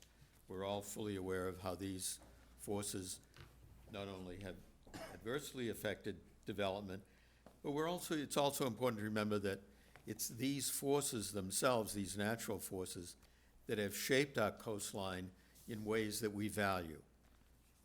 The beaches, the dunes, the wetlands are created by these forces. So in making recommendations, we need to consider both how do we maintain the positive values of the natural forces in shaping our shoreline, as well as reducing the exposure of development to the risks from these forces. So I'll quickly give you what we've been up to over the last year and a half and what we expect to do in the next year in order to produce the report that the selectmen are expecting from us. We began with a series of presentations from various experts locally and nationally, USGS, Massachusetts CZM, the Woods Hole Research Center, the Cape Cod Commission, Barnstable County Cooperative Extension, also from the Town Department of Public Works. We reviewed previous studies, most particularly, and I think most of you are probably familiar with this, the work that was done in the early part of this century by what was called the Coastal Resources Working Group. They produced two reports, one addressing the south shore of the town and the other the Buzzards Bay shoreline. These are excellent reports. Much of what they recommended will be reflected in the report we prepare this coming year for the selectmen. So one of the first things we did, based on a report we received from Barnstable Cooperative Extension, they volunteered to assist the town in trying to meet the standards for the community rating system.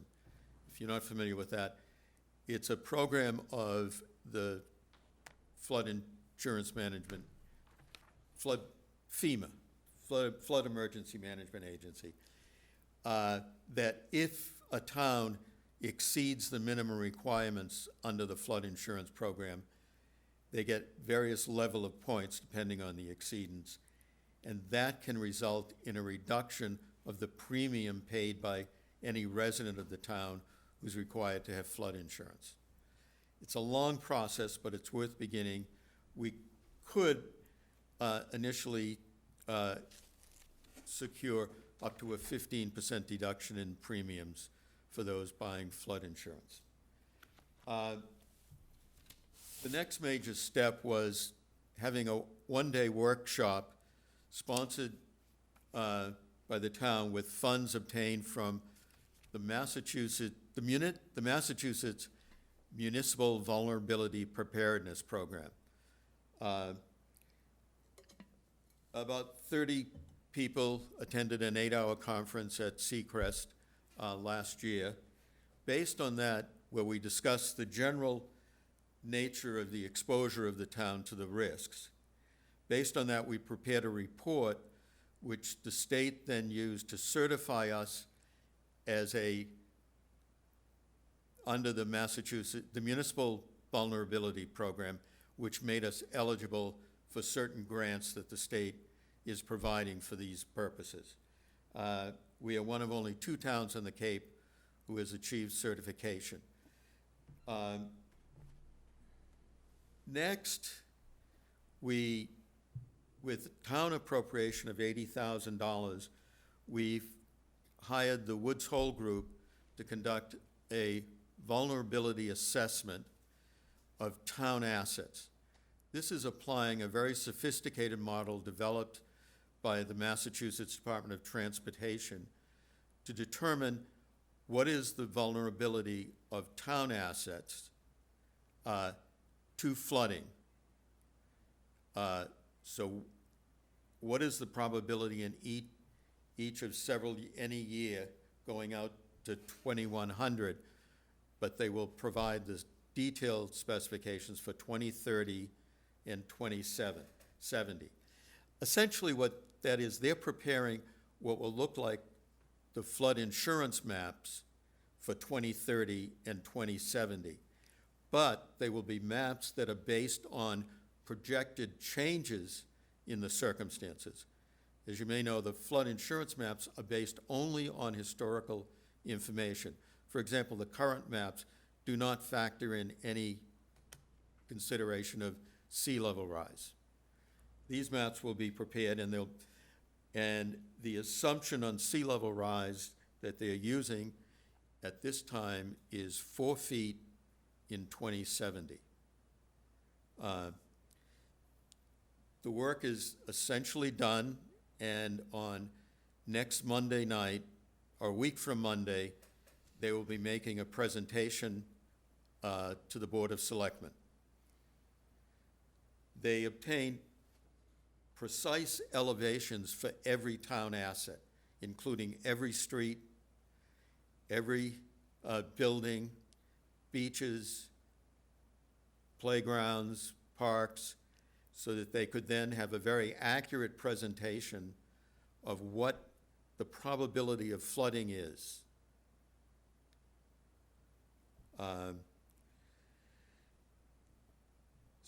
That study, and I urge you to attend or watch the Selectmen's meeting, and it'll give you a good insight into that study.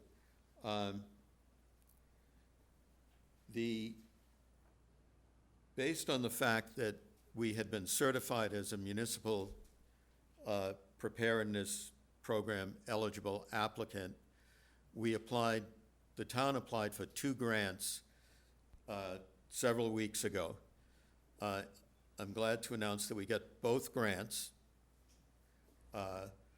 One for approximately $100,000 that the Coastal Resiliency Committee will utilize to assess what strategies are likely to work in addressing the risk from Trunk River to Shore Street, a very vulnerable area, as you can imagine.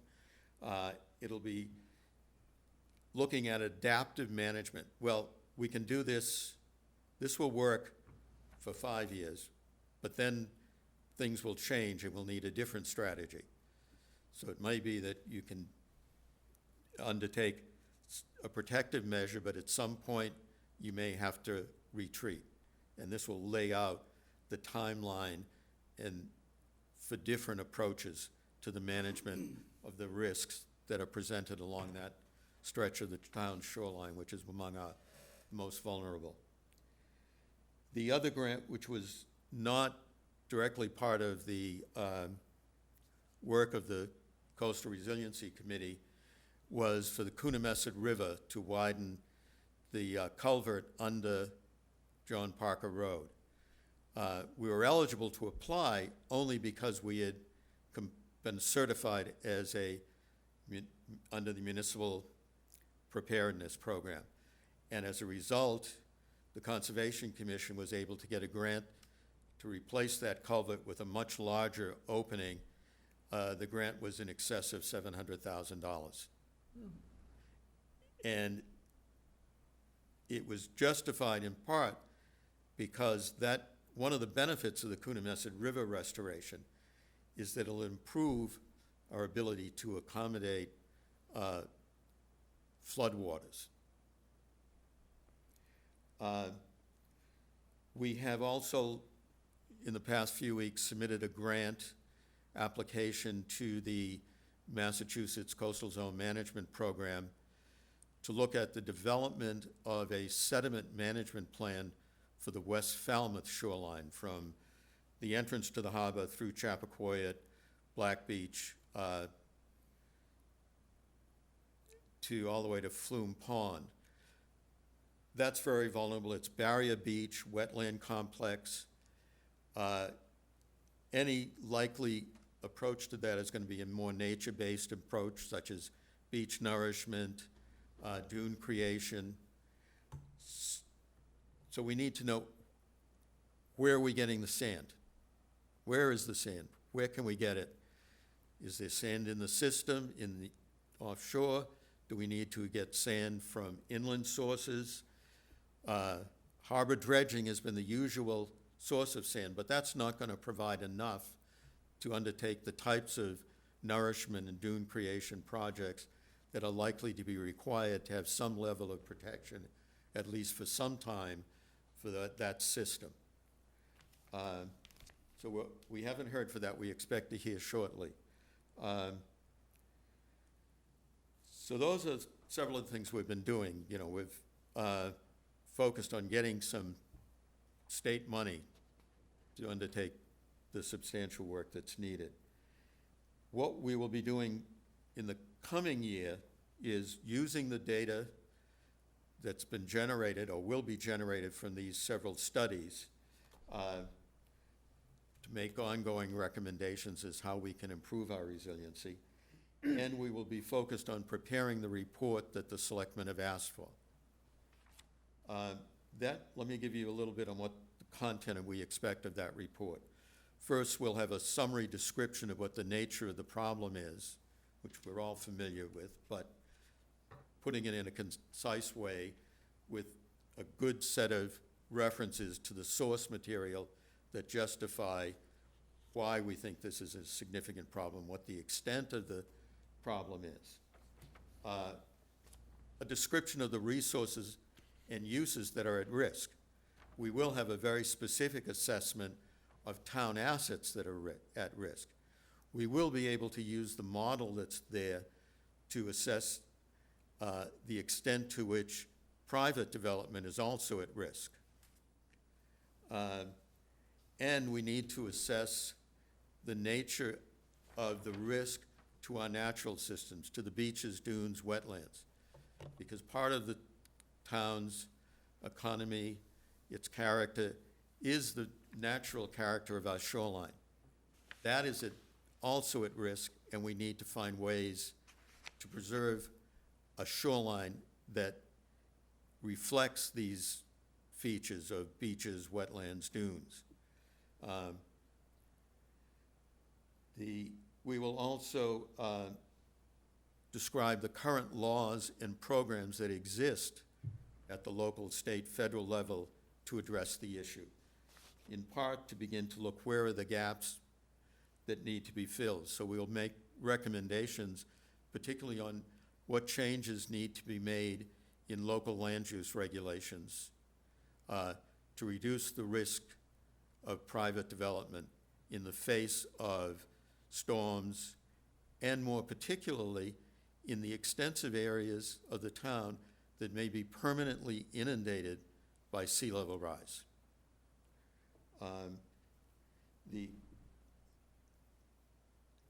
We will also review various sets of policies that have been developed by different organizations and recommend a set of enforceable policies to the selectmen that they can adopt to guide decision-making other than when we're talking about a specific project.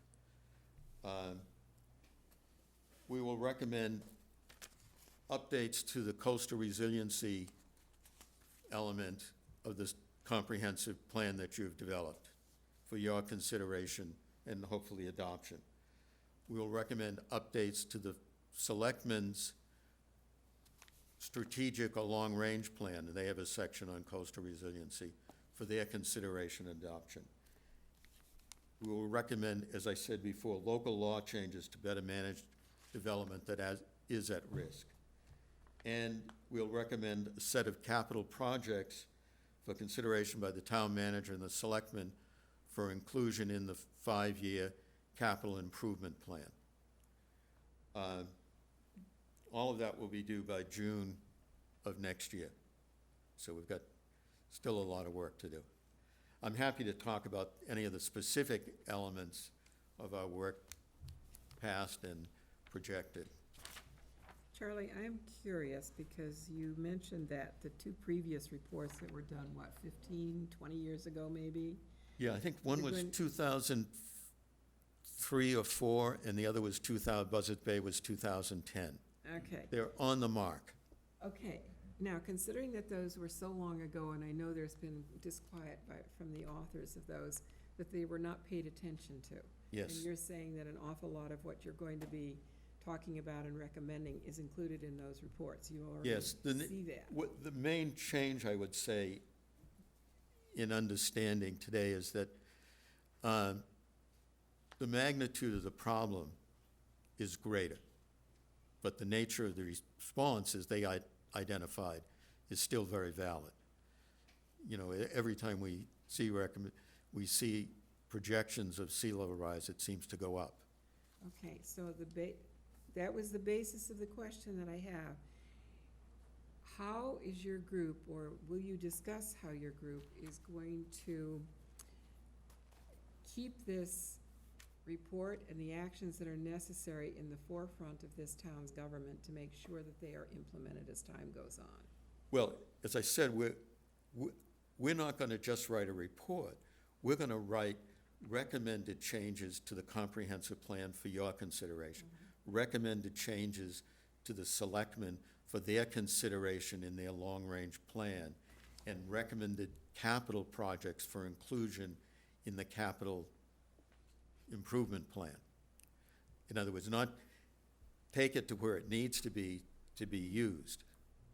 I just know that vocal advocacy is necessary to keep this in the forefront. Yes. Over the years. And we need to bring this to the public. One of the things I forgot to mention is that we will organize, we have divided the town up, still playing with the boundaries, but into up to 14 segments that are based on both the natural character of the shoreline and the nature of communities. It fell out fairly easily, so that we're not presenting just a town-wide set of recommendations, but we're reflecting them in the communities that are affected. You know, the people in Silver Beach have a very specific set of problems, as do the people on Bournes Pond and Minot. The nature of the problems are similar, but we need to be able to say, this is what's happening in Silver Beach, and this is what's happening in Minot, and this is what's going to happen along Surf Drive, and present the information in a way that can be understood by the residents of the community. And come up with recommendations we need to make. It's not just making town structures resilient. It's not just making homes and businesses resilient. It's also making communities resilient. Some communities will be significantly affected by the, not immediately, but in the next 30, 40 years. And that is certainly within the time period we have to consider. Significant number of homes could be permanently inundated, which will affect the character of those communities. What approaches can we take to make the community resilient as a community?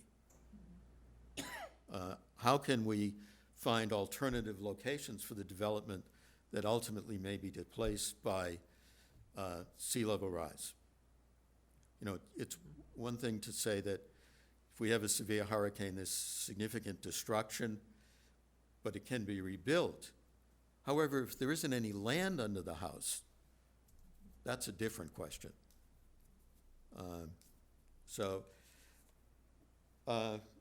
It'll be a challenge to pull all the ideas that everyone hears about together into a coherent set of practical recommendations for the town, but that's what our task is. Is there anyone else? Yes, Charlotte. I have a question. Charlie, what, if any, relationship does the current FEMA map have to the 4 feet rise? None. None. So the line would be far inland from that. Well, the maps you will see next week, the preliminary maps, will show that. The area that is likely to be inundated in 2030 and 2050 and 2070 is more than what's on the FEMA maps. So that's what we have to be prepared for. Yeah. Bob? First of all, I'm glad you contracted with the Woods Hole Group. I think they do an excellent job. They've been before us before. So I'm grateful that you have contracted with them. But I was wondering too, you mentioned local law changes. Have any come up, or is that just something you're Well, no. going to look at? We've an discussed them in example of- concept, and I've been thinking about them, how to do it. How do you regulate for future hazard that doesn't exist today, but you can't wait till the hazard exists to do the regulation? So I think there may be, you already have substantial restrictions on building within the velocity zone. Do we need greater restrictions in some of the A zone? Is it adequate merely to require development to be built higher within the velocity zone?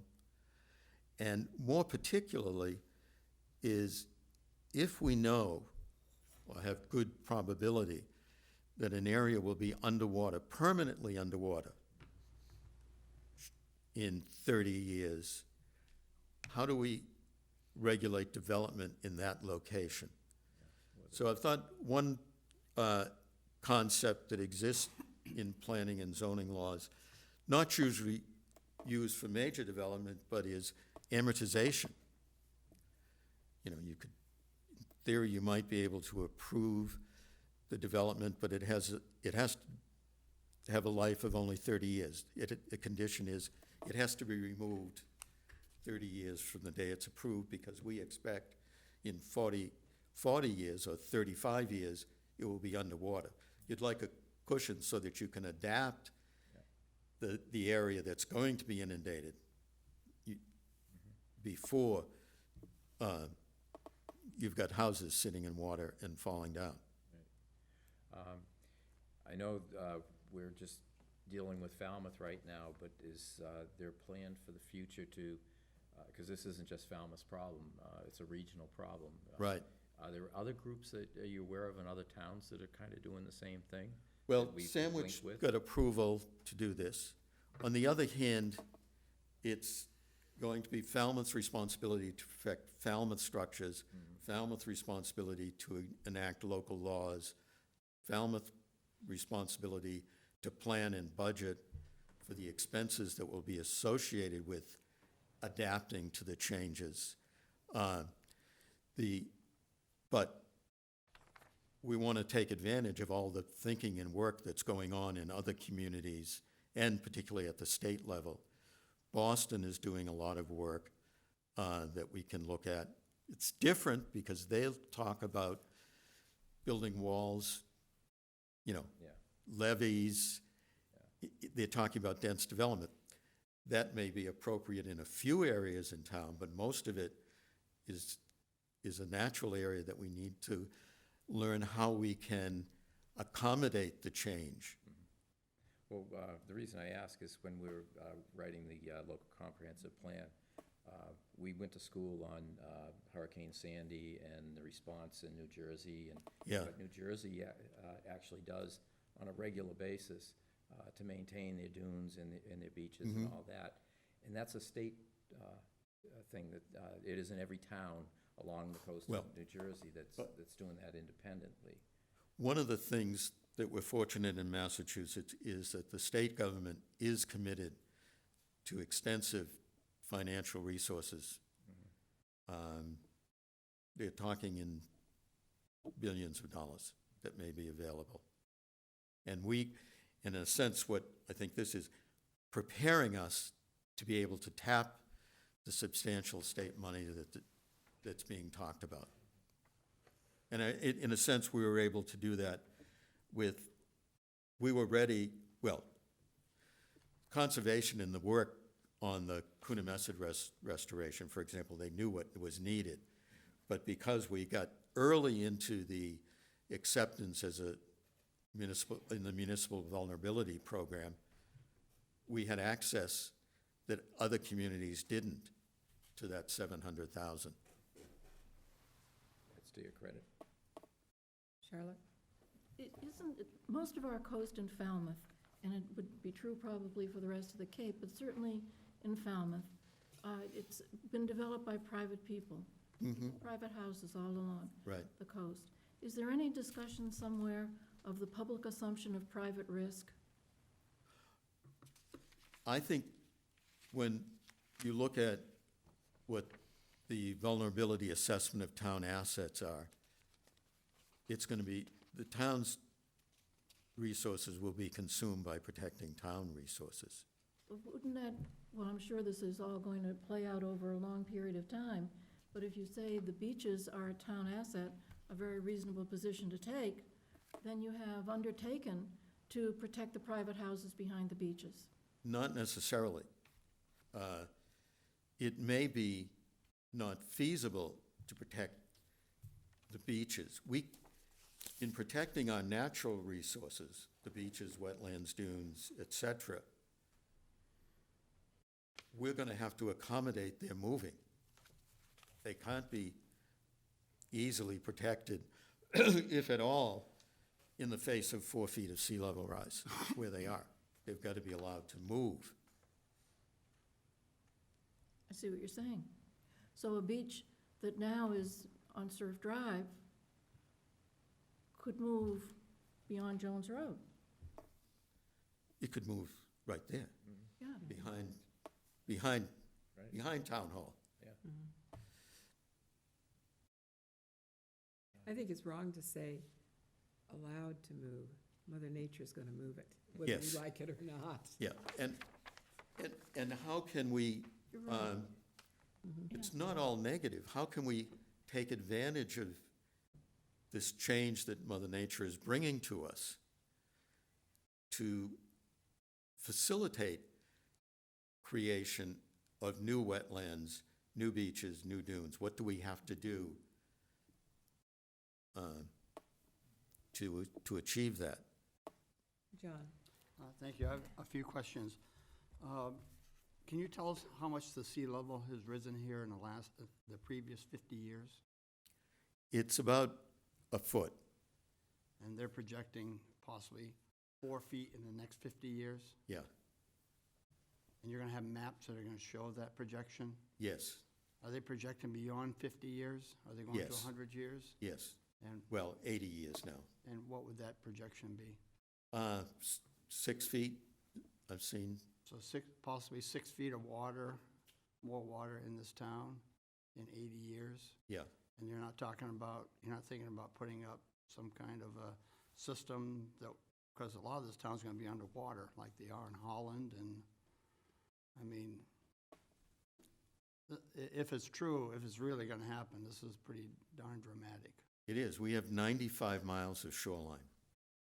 Yeah, I mean, we're talking about developing Davis Straits. Well, there's parts of Davis Straits that are Well, I think in the that, flood zone today. but I think that proposal is very prescient and compatible with this, because you looked at, we know at the head of Little Pond, the area where the shopping center is, was all wetland. It's gonna be wetland again. So you've rightly indicated that in the long term, that's the gonna have area to we're be accepted. Bringing 6 feet in and filling in to make housing, by the way. No comment. I just wanted to point that out. But, The rim of it, not in and the, it's not like, it's not as dramatic as it seems, because retail will change in the next, as it's changed significantly. What will that be like in 50 years? Sea level rise of 6 feet is gonna be pretty dramatic. It is. You can't And we even, can- you can't even comprehend it, really. Yeah. And there will be limited areas where we can physically stop the effects of sea level rise on certain areas. Perhaps Main Street, you know. And even where it won't be directly inundated from sea level rise, any storms we have will be much further inland. But they've used, we can begin by raising some roads. We could, you know, ultimately, there may be places where a levee makes sense. So if they're But- projecting that kind of sea level rise, it has to be along the whole east coast. Yes, it's, Whole world. We're not gonna be special. well, no, yes, but it doesn't happen equally around the world. There are 4 drivers that I'm aware of of sea level rise. And we are, in the Northeast, we're among the most dramatically affected in the world. For a couple of reasons, as I understand it. Our land is subsiding, so it's not just that the sea level is rising. Our land is settling. There was a question, do the 4 and 6 feet include subsidence when they're calculating? No, those are not, yeah, they do. do, It depends. I know Massachusetts has some official but not adopted. I know New York has recently adopted regulations that put in state regulations, the projected sea level rise, that have to be considered by any state agency undertaking a project and by any permit agency approving any development. And they have similar projections. They're using 6 feet by the end of the century, and they actually put that in regulation. And as the projections change, if they go down or if they go up, they'll adjust their regulations. So it'll be important to use what is the state saying here is the most realistic. Now, they have a range, and it's sort of, some of the range depends on how serious the world is about mitigation of the causes. But much of the sea level rise change is built into the system. We're going to have substantial sea level rise no matter what happens. And as I said, there were several drivers of sea level rise. The major one is because of temperature rises, the expansion of the water body because it's warmer. That's the biggest driver. Then there are the melting of the Greenland and Antarctic ice sheets, which will have a significant effect. As much Antarctic as Greenland, because one of the interesting things I learned at one point was that the mass of ice in Greenland and Antarctica is so large that it has a gravitational effect on the sea. So it's pulling the sea towards it. As it loses the ice, not only is it contributing water, but it's releasing that gravitational effect.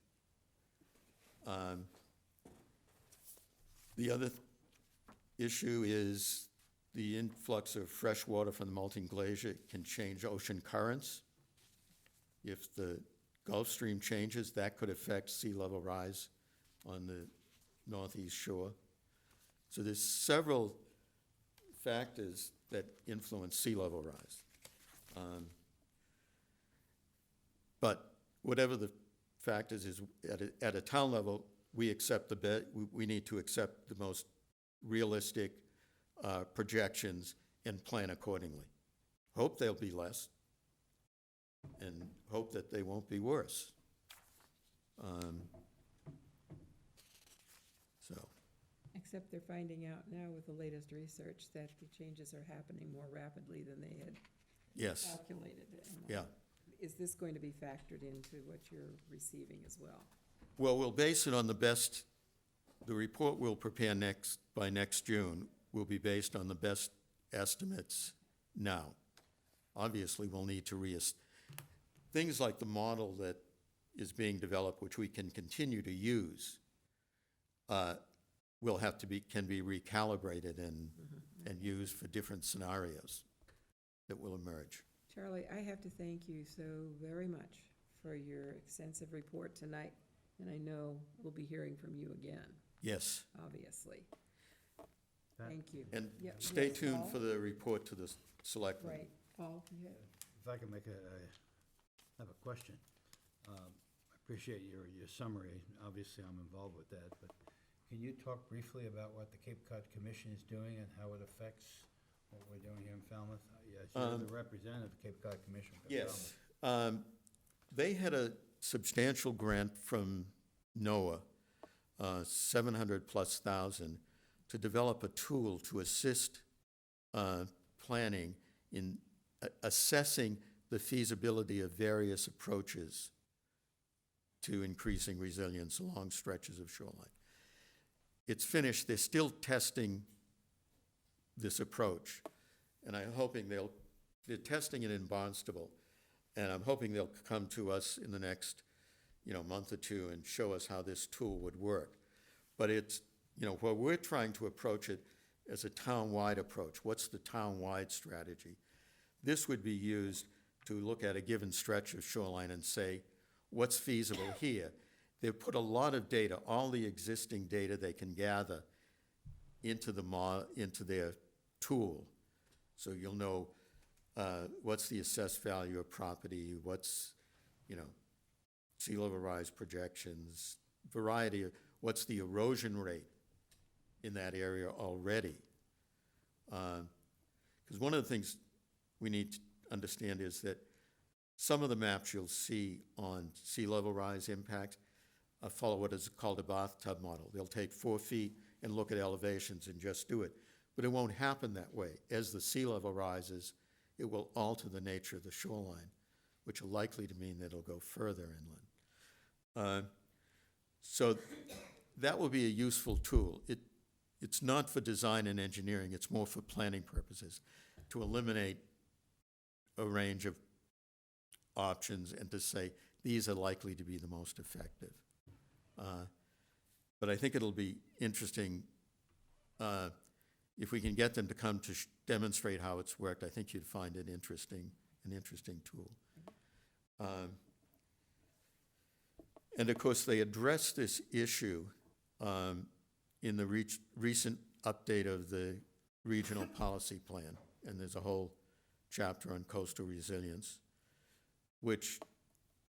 and now they've created new, I think I saw a note on your agenda, for the local comprehensive plan to reflect that. So we need to get all of these policies and reflections, whether it's the regional plan, the Massachusetts Coastal Zone Management policies, the regional plan, the comprehensive plan, using the same language. It's not going to be exactly the same, but I want to see them consistent from the state to the regional, to the town long range, to the town strategic, to the town capital approach.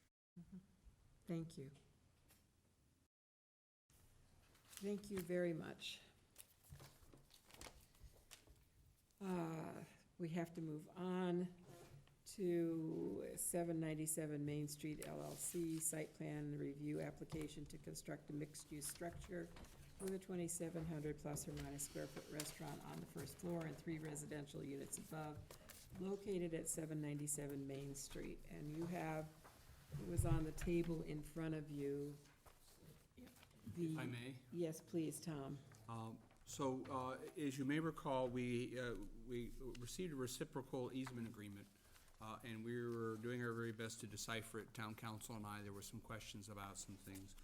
So, council and I met, we had a conference call with Mr. Jamal and Mr. Chuba. Mr. Hayden was out of town, about clarifying some of the language in the agreement. In that conversation, we also discovered there were some additional parking spaces allocated by, on the property in Cycle Avenue to the bank. So we've got two questions. We've got sort of a confusing easement agreement, and we've got a question about the requisite number of spaces that are available to share. So it's conceivable that we may be changing the size of the restaurant based on the parking spaces. So we voted on June 4th to approve the agreement contingent on having the reciprocal agreement sorted out. So we're working on sorting out the reciprocal agreement, but as it turns out, we may be changing the plan as well. So we asked for a continuance from, an extension from the applicant in order to sort through these issues. So my ask tonight, in conversation with the chair earlier, is to vote to rescind that original vote to approve the plan as presented until, because at that point, we just have to clarify this language, and apparently there's a bit more to clarifying the language than we thought. So the project could change incrementally. They could have to lose 3 parking spaces from the restaurant, or get rid of an apartment and a half. I'm much more likely to think it's some size of the space of the restaurant. So council and I worked through that. They're putting together an agreement with us that sort of identifies more clearly what those spaces are and who gets to use them when.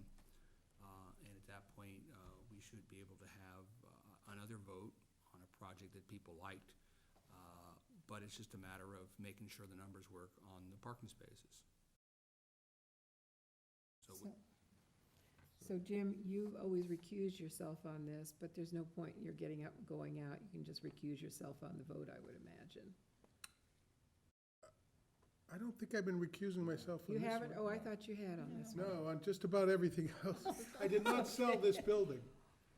I sold the buildings on either side of it, Okay. but I did not sell this one. I tried, but I told them they couldn't get enough parking. Okay, that's right. That's close So- enough to be. So we need a motion as written on this sheet, and I think you all understand the problem, so, okay. So June What's the 20, motion, to extend the date? No, it's written out here. Go ahead, Jim. June 25th, 2019, motion to rescind 797 Main Street LLC. That the planning board vote to rescind for the time being the site plan approval vote of June 4th, 2019 for 797 Main Street until the revised reciprocating easements are clarified and rewritten to the board's satisfaction, and that the requisite number of parking spaces be available for both the restaurant and apartments proposed on site. Is there a second? Second. Is there any discussion on this? All in favor? Aye. Opposed, abstained. Thank you. I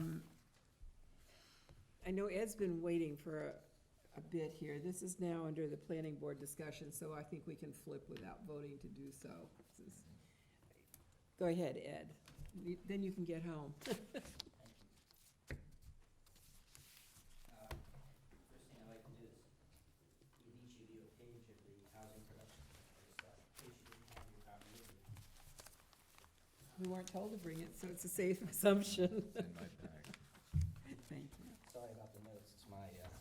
Hey, Ed, thank you. Oh, right. Thank you.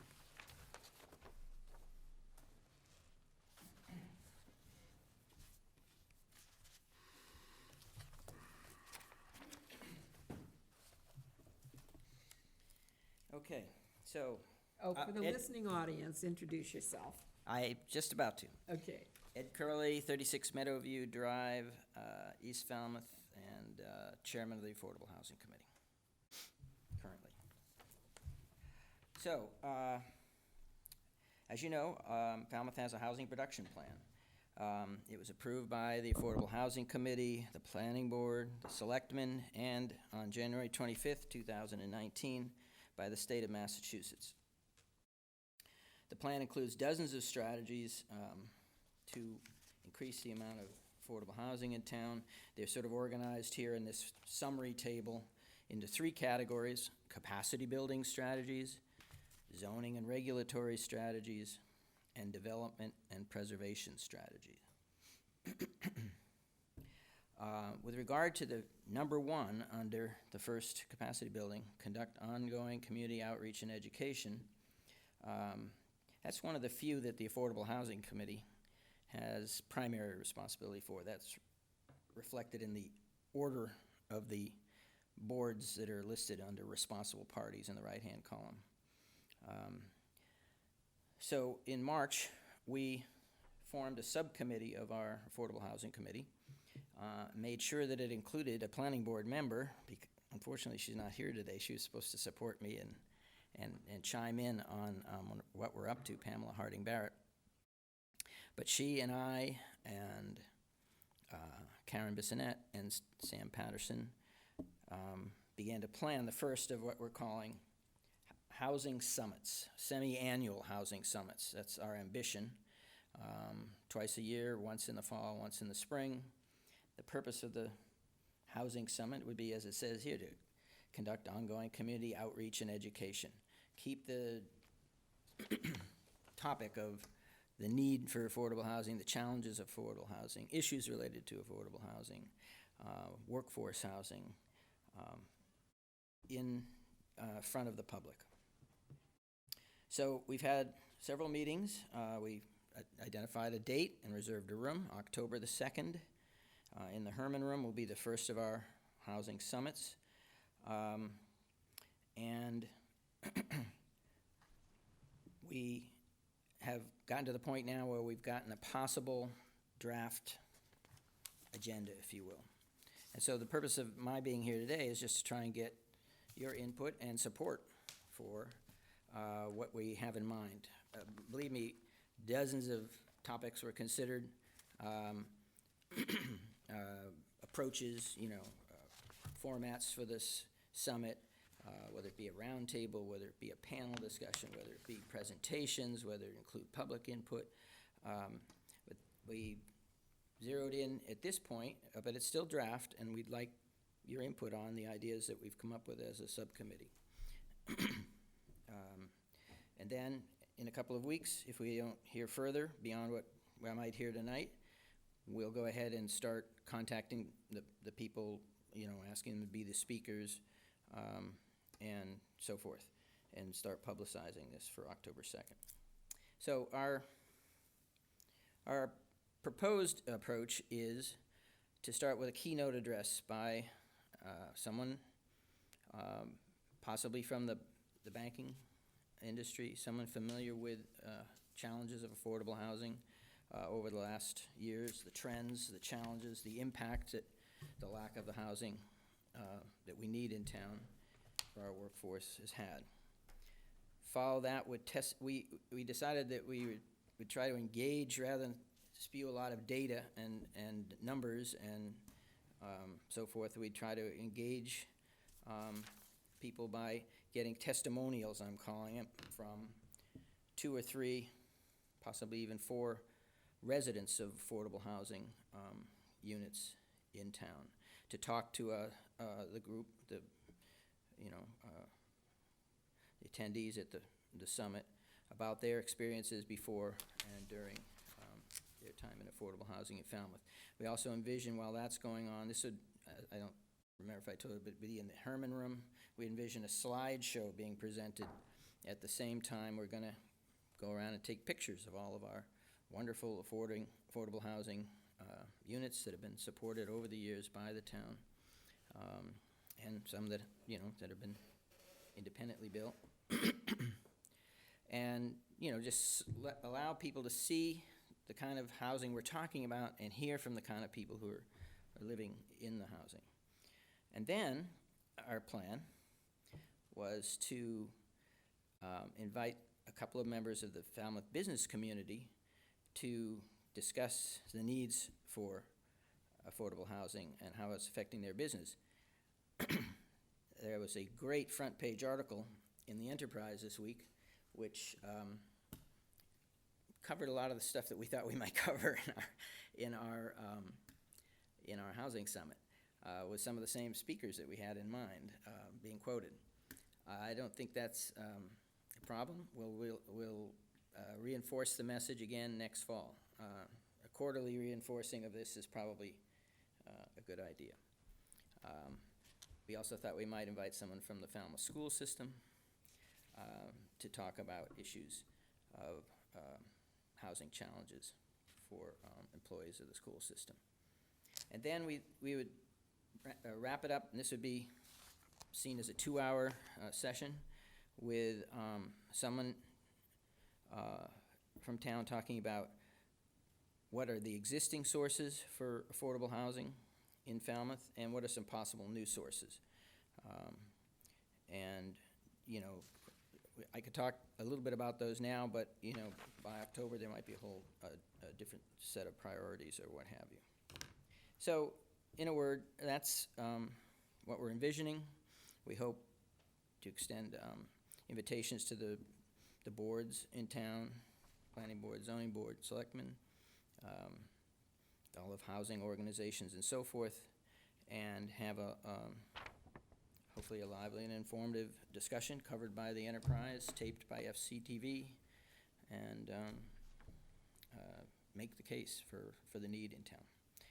So I'd welcome any input, ideas, suggestions you may have. And I'm sure when you think about it, some will come too beyond tonight's meeting. John? I just have a question for you, for your group. I know you support affordable housing. Do you actively support it, like when developer goes in front of the zoning board of appeals for a 40B development? Do you or members of your group go there and speak up in support of it? We've had several in town, like we had the Habitat for Humanity. They had some land approved, some houses approved in East Falmouth. Did your group go there and support them? We do make an effort to do that. A couple of folks younger folks from our committee have spoken at in some of those settings. But as you as the chairman, have you gone to these meetings? I don't generally. Written letters? Written letters of support? We have written letters of support. Because we need affordable housing, and 40B is the only way to get it currently. And I see where a young man's trying to do a development on Locust Field Road, about 12 houses or whatever it is, and it's all kinds of bad press and all kinds of neighbors not in support of them, which I understand neighbors not being in support, but there should be a balancing supporting group. We were heartened by the number of folks that actually turned out to discuss the need for affordable housing at that meeting. I'm asking the support that your committee has been or not been giving these applicants. That's all I'm asking. Much as we can. Okay. As much as we can as volunteers. We sent a letter in support of that Locust Field development right at the beginning. Our role is advisory to the selectmen. We've also... I sat on a zoning board for 10 years, and I know that public support is very important for applicants. The board takes that into consideration. So just, it's a comment from me to you and your board, Okay. your committee. Certainly reinforce that when we Thank next you. get together. Charlotte? Mr. Curley, I'm looking at the list of topics that you had thought of having here, and I wonder if it would be a good idea to include the planning board concern that multifamily housing, which would be a way to get us here, that it be located in areas that already have the infrastructure to support it, and some way to make a presentation about where are those areas. These would be the areas that developers should be looking at because they're primed for it. Mm-hmm. The village centers and so forth. Well, that'd be pretty much it, but it's where there's septic systems, where the sewer systems are located, where there's transportation, where there's access to the schools and to shops. So, yeah, but not entirely, but I think it's one thing to sort of picture, say, you know, those particular areas, but another to be looking at a map of the town and see where that would be.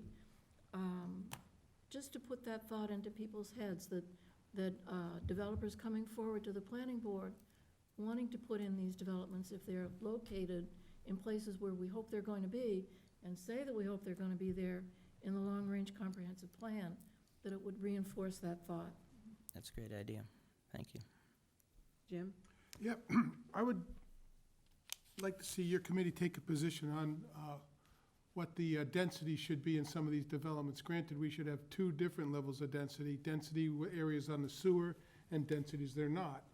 But we listened to the zoning board talk about 5 units being too much density on the sewer. And we listened to the Cape Cod Commission say we should be at 20 units on the sewer.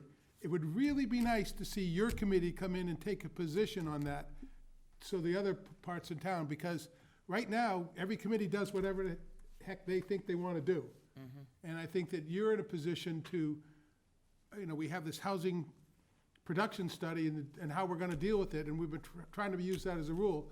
And if we're going to get there, we got to have a game plan of greater density. I mean, either that or we're going to abandon smart growth and just start sprawl and building all over town and spreading out everywhere. But that focusing on smart growth and density is something that I would like to see, if you're in favor of it, that you take a position on that, because many of the boards do whatever the heck they want on it right now. Bob? Do you see that as a topic for this sort of a public Well, yeah, we've had it. educational? We've had it here. We had the Cape Cod Commission come in and give a whole presentation on it. And our plans for Davis Straits call for some pretty high density, yet other boards have the positions that it should be in the 5-unit area. So I don't see how we get to 500 units and not smart growth without having greater density. Heck, Housing Assistance Corporation does a training program, and part of that training program is a discussion, a big discussion about density, and they are saying you can't interest developers for anything under 20 units per acre, and they might be a source of speakers for you on that. Bob? Yeah. I've said several times that we really can't build our way out of having affordable housing for people that need it. Sooner or later, you run out of land, you run out of places to build. Also, the cost of infrastructure. I know where we're going to be building Habitat for Humanity. I'm a volunteer with them. We'll be building out in East Falmouth, and we have to secure grants for hundreds of thousands of dollars to put in roads, driveways, all that infrastructure. And it's adding to the cost of these affordable units. And when you look at building something that's going to end up costing you between the cost of infrastructure and the cost of the land and the cost of the construction, building something for $600,000, that really isn't, I think Mark Finneran said we're building unaffordable housing at that point. And I'd like to see some alternatives to just building new all the time. If you have an organization that is willing to look at the regular market homes, homes that are in the public marketplace, you could buy a home that's ready to move into for $400,000, $500,000. If you have an organization that is willing to supplement that the way we supplement the houses that we do build. Has any discussion ever come about looking at it that way? Because I know other communities. I have a friend in Michigan, and that's how they build their affordable housing. They buy existing housing stock, and they turn it over as affordable. And they would end up in the SHI and so forth if it's. Yeah, and I think in some ways it might help reduce some of the second home buyers that contribute to the lack of housing for people here to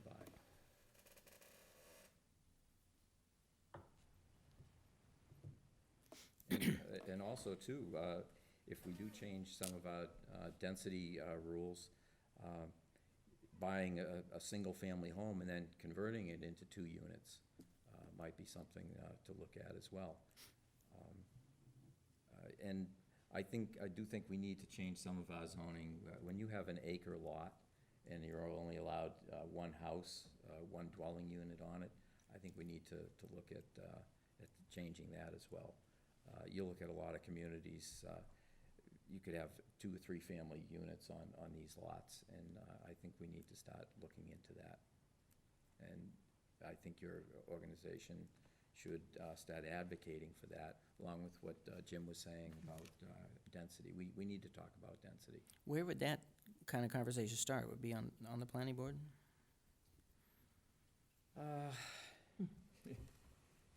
Yeah, I mean, Yeah, it would. we have, as part of the low-hanging fruit that has been Right. identified was the conversion bylaw. Yeah. And we talked about changing the date. It has a date of 1984, and we talked about why not changing it. Yeah. And that's exactly what you're saying. Yeah.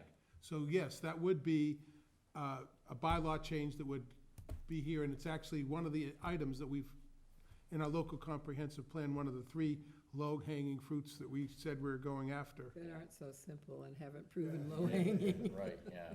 But it also could start with the Affordable Housing Trust, because you take each one of these recommendations that you've just reminded us of here, and it's good for us to keep this in front of us, and develop them into, yeah, do this, but do it how, to add some detail, because really your committee is the one that's going to be the furthest out there with the recommendations and pull others along with it.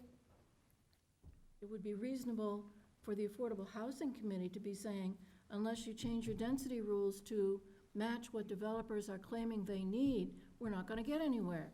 And to say it as loudly as you can and have it come from you, and let others then start reacting to that. Some organization has to be out front on that. And the logical one, to me at least, is affordable housing doing that, because there's not another way to get there. Well, we've seen our role as being advisory and providing, information to people. We don't have a lot of expertise in the sense of who's on the committee. People with the kinds of backgrounds that maybe could speak with us some of the authority and some of the issues that you folks have mentioned here, but we're certainly, willing to get out front if that would help. Well, we're all learning as we go. So, you're coming here and speaking with us now helps us, helps you. But you don't have to be an expert to come up with some answers and have a bullhorn for them. You don't. You have to have lived long enough to have Yeah. thought, yes, Paul. Thank you for coming in. I think it's important that we communicate extensively on this. As I look at the housing production plan, of the 15 strategies, 11 of them involve the planning board. So it's really important that we coordinate together on this. So I appreciate you Absolutely. coming in. So then I'm going to throw out something that they are looking for, and I think it would be a good idea if we did it. If you look at number 1 up there, conduct ongoing community outreach and education. Affordable Housing Committee, Planning Board, and other sponsors. They would like us to co-sponsor this housing summit with them. And I think that would be a good idea. I think it would put some teeth behind what they're trying to do to have the planning board on there. But that's something the board as a whole has to decide whether they want to do it. You might want to think about that a little bit, too. But I also want to remind everybody here on the board that Judy Barrett's report of, 4 years ago, said we needed to have a housing summit. And it's finally coming to fruition. My thought was that you've got to start someplace. My thought that what Judy wanted to say, too, is a housing summit included a number of groups that could actually do something about it. And what they're trying to accomplish now and asking us to participate in is an educational outreach and put a face to the problem that people don't see, they don't recognize. So I don't know whether everybody feels like saying yay or nay tonight on that. think about it and bring it up again as to whether we want to co-sponsor. I can't think why on earth we wouldn't. Well, I can't either, but I can't speak for the board, so. Well, it would move it faster if we could agree tonight. The forum that was held about sober houses made an enormous amount of difference, and your suggestion that you have testimonials, I don't know if you went that night, but the two people who were day-to-day involved with the sober houses and spoke probably made a bigger impact than anyone else who spoke that night. And I think the forum made a huge difference by, so this is a good idea, and we should be identified with it. I think so, but does the rest of the board feel that way? Yeah. Yay, yay, yay, yay. I agree, but I honestly feel that we really need to focus on the things that we've already said we're gonna do. And we haven't done them yet. We have an awful lot to do that we can't do that's on our table right now, and it's slipping. But that But I doesn't think this would be a way to prevent get us. all that out, though. Yeah. Right, but I'm saying as a planning board, we could also just get some more things done, too. Yeah. You know, I mean, I don't disagree. I just want to point out, I think we've been talking, we do an awful lot of talking about housing. Yeah. I would rather That's- try to get something done. Right. You And see focus this as a forum where we can discuss I think Davis we've talked, Straits? in my opinion, I think we've talked enough. I think now's the time to get something done. That's my opinion. We've talked about this. I thought I'd been to a housing summit. No. Well, I It was a thought I round was, table. because Housing summit. I thought about 6 years ago, we had a bunch of people, all I know is I hear a lot of talk. I'd like to really focus on action items and getting them done. That was after Judy Barrett's report. There was a group meeting to introduce it. I think we've kind of slacked off after the accessory apartment. And we've been busy with that, so. And there's I- only so much you can do. Right, and I think dealing with the density issue and the conversion bylaw, I think those are things that we should put on a future agenda and really start to crank away at them. I'm not against talking. I just really think we have some things to get done. To accomplish. But remember, they're doing the work on this. We'd be co-sponsoring.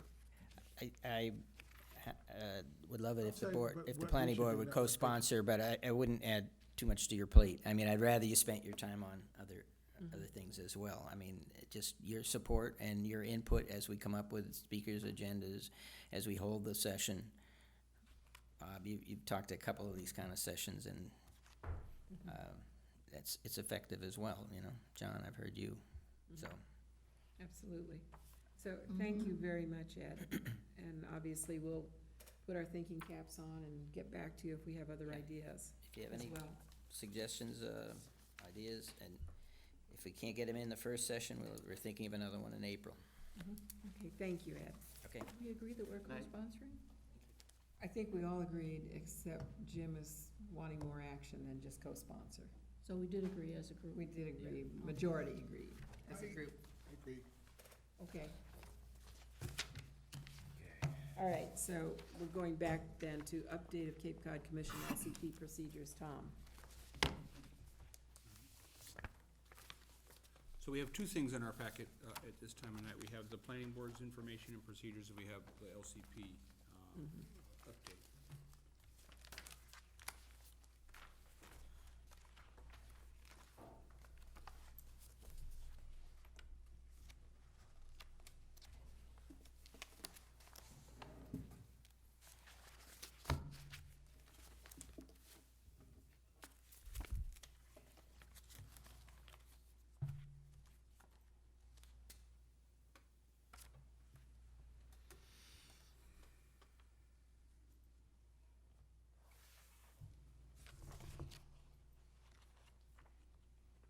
Alrighty, so the folks at the Cape Cod Commission were gracious enough to share their slides that they brought to some of the local planning staff. So, as you know, the Cape Cod Commission has recently adopted a regional policy plan, and as a product of that, they've changed some of their guidance for the local comprehensive plans as well. And they've changed them a couple times. I sent you a previous copy, and then lo and behold, based on the meetings we had with the Cape Cod Commission staff a couple weeks ago, they adopted and amended some of those guidelines. So what you received in your package was two documents. One titled the General Provisions, and second, Locally Comprehensive Plan Guidelines, Frequently Asked Questions. As sort of some of the talking points on those. So, in their presentation, they noted that they adopted the LCP regulations in 1993, and last revised them in 2005. Most towns have adopted some sort of a plan. Some were not certified as being consistent with the regional policy plan. The majority of the plans that have been done previously have not been updated. And that's largely due to the fact that it's somewhat a lengthy and extensive process that towns have to do if they want to do this right. And then they looked at the regulations they currently have are inconsistent with the 2019 regional policy plan. Now, I will say that we have 2 copies of the regional policy plan that are on loan by various planning board members. We can print more of them so you can have your own copy. You want to make some notes in the margins and things like that. It's about an 80-page document. It's beautifully done. Some people like to read on their screens. Some people like to have a hard copy for it. So hard copies are easy enough to produce because it's important. So the idea, the purpose for this change was to increase the number of local comprehensive plans that are consistent with the regional policy plan. Now, this started off with the Cape looking at their regional policies and having area-wide meetings to develop what their goals were. So one of the things that your LCP should be is consistent with the regional policy goals. There are what one of my colleagues says, well, we're sort of an anti-Cape town. I won't say which town. Anti-commission town. We don't cotton to that sort of stuff. I don't think that's a direct quote, by the way. But there is a reason, from my perspective, to sort of play ball with the Cape Cod Commission and work on the regional policy plan for the purposes that we all know that it's good practice to know what your issues are and to identify them and work on them. Secondly, if you have a certified regional policy plan, that puts you in good stead with the commission for some of the things that they provide to the town, such as development agreements, much like we have at Tech Park, that allows us to build buildings in the Tech Park that are larger than 10,000 square feet without having to go to the commission for a development regional impact. And that's because that area was identified as an area for that sort of growth, and under the agreements with the Cape Cod Commission, we've moved this along. If we get to the point where we're going to try to redevelop the Davis Straits, I would venture to say some of those buildings are going to be larger than 10,000 square feet, and I think it's in our best interest, in the developer's best interest, if this is something we want to do, is to have the table set for us so we can look at those sort of development agreements and things like that with the commission. I digress, but there are other reasons for this, is accelerate the planning process in targeted areas, coordinate public infrastructure with investment in the community and goals in the community. And I'll talk about that in just a couple minutes about the involvement of the regional, of the capital plan in the regional policy plan. So one of the things that in the commission's work is that you would adopt your regional you adopt your local comprehensive plan. You'd bring that local comprehensive plan to town meeting for their vote, and then that would go to the Cape Cod Commission for certification to say that yes, your local comprehensive plan is consistent with the regional policy plan. And with that certified plan, the commission gives you 2 years, or what is the actual quote from that?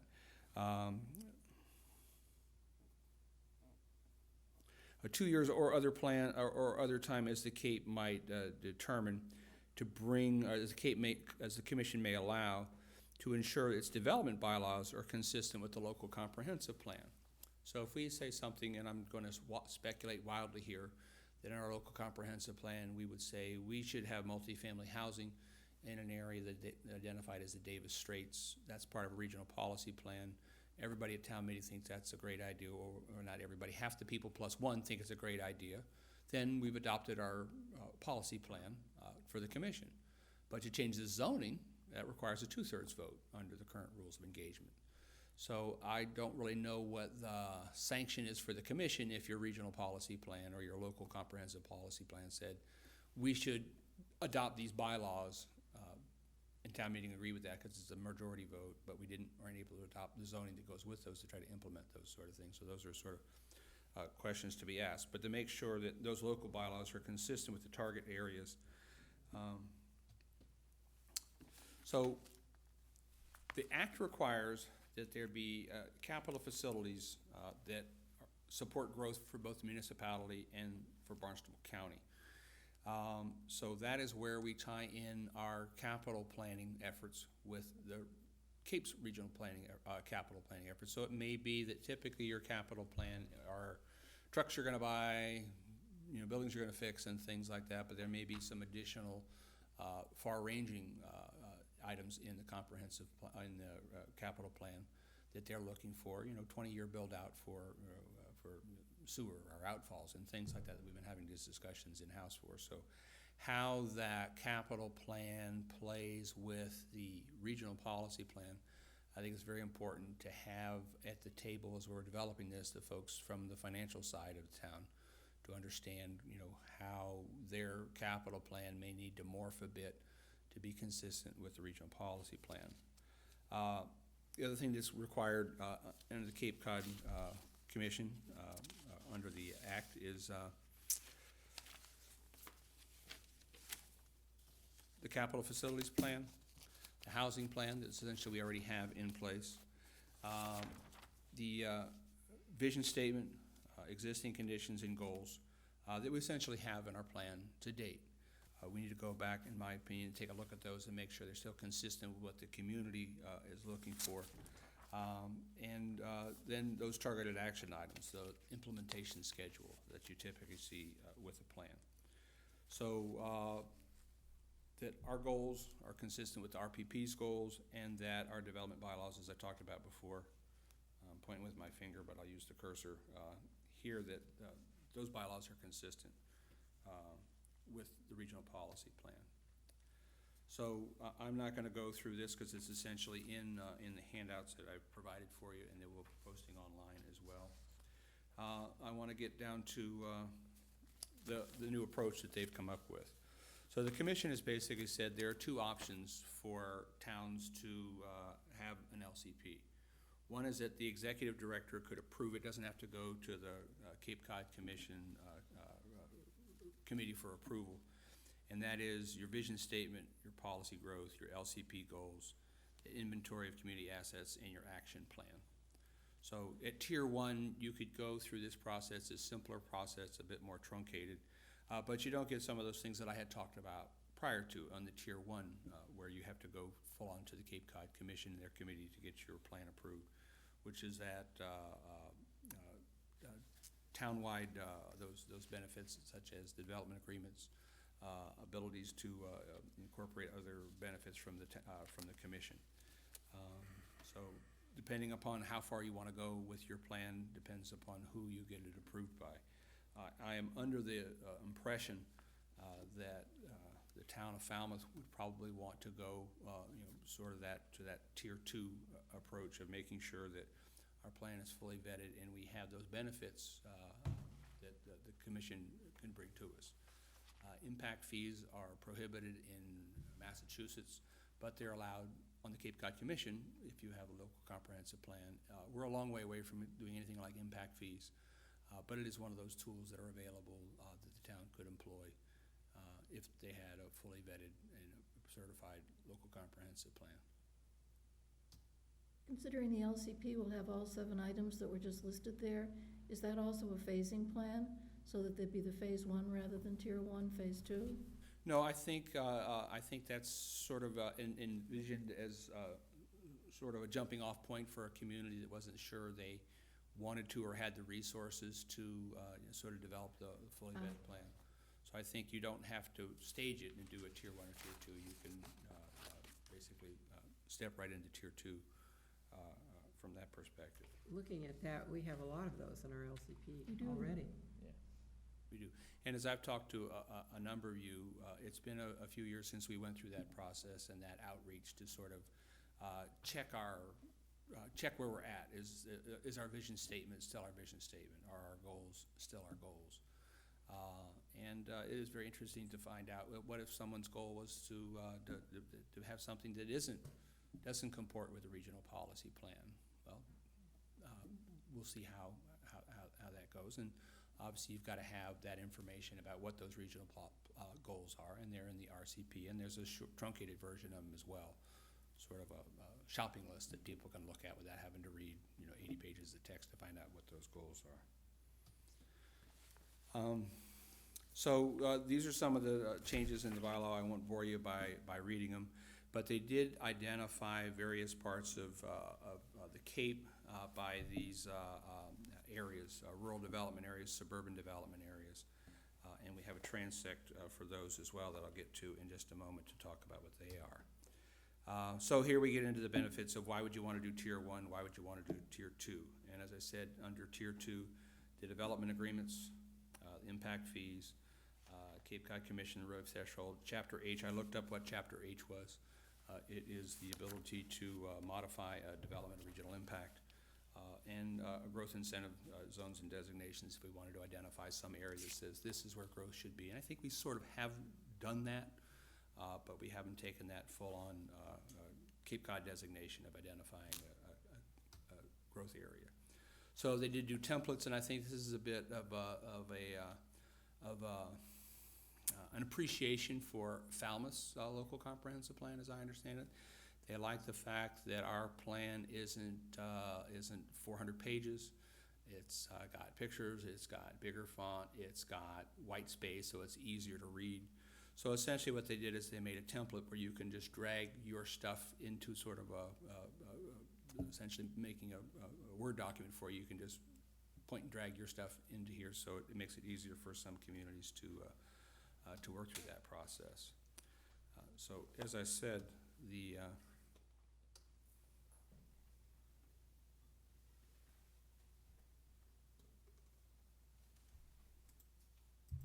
we don't need him, don't need them.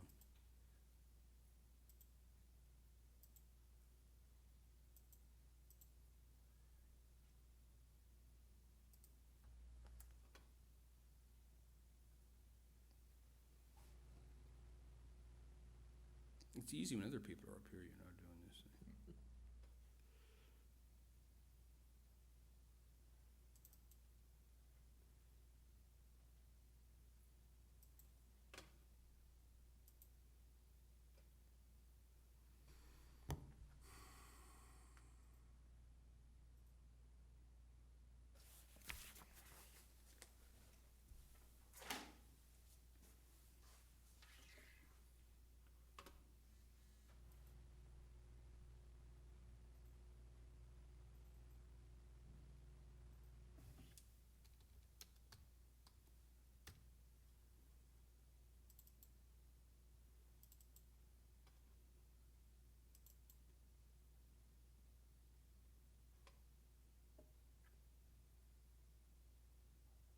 So we get to page 92.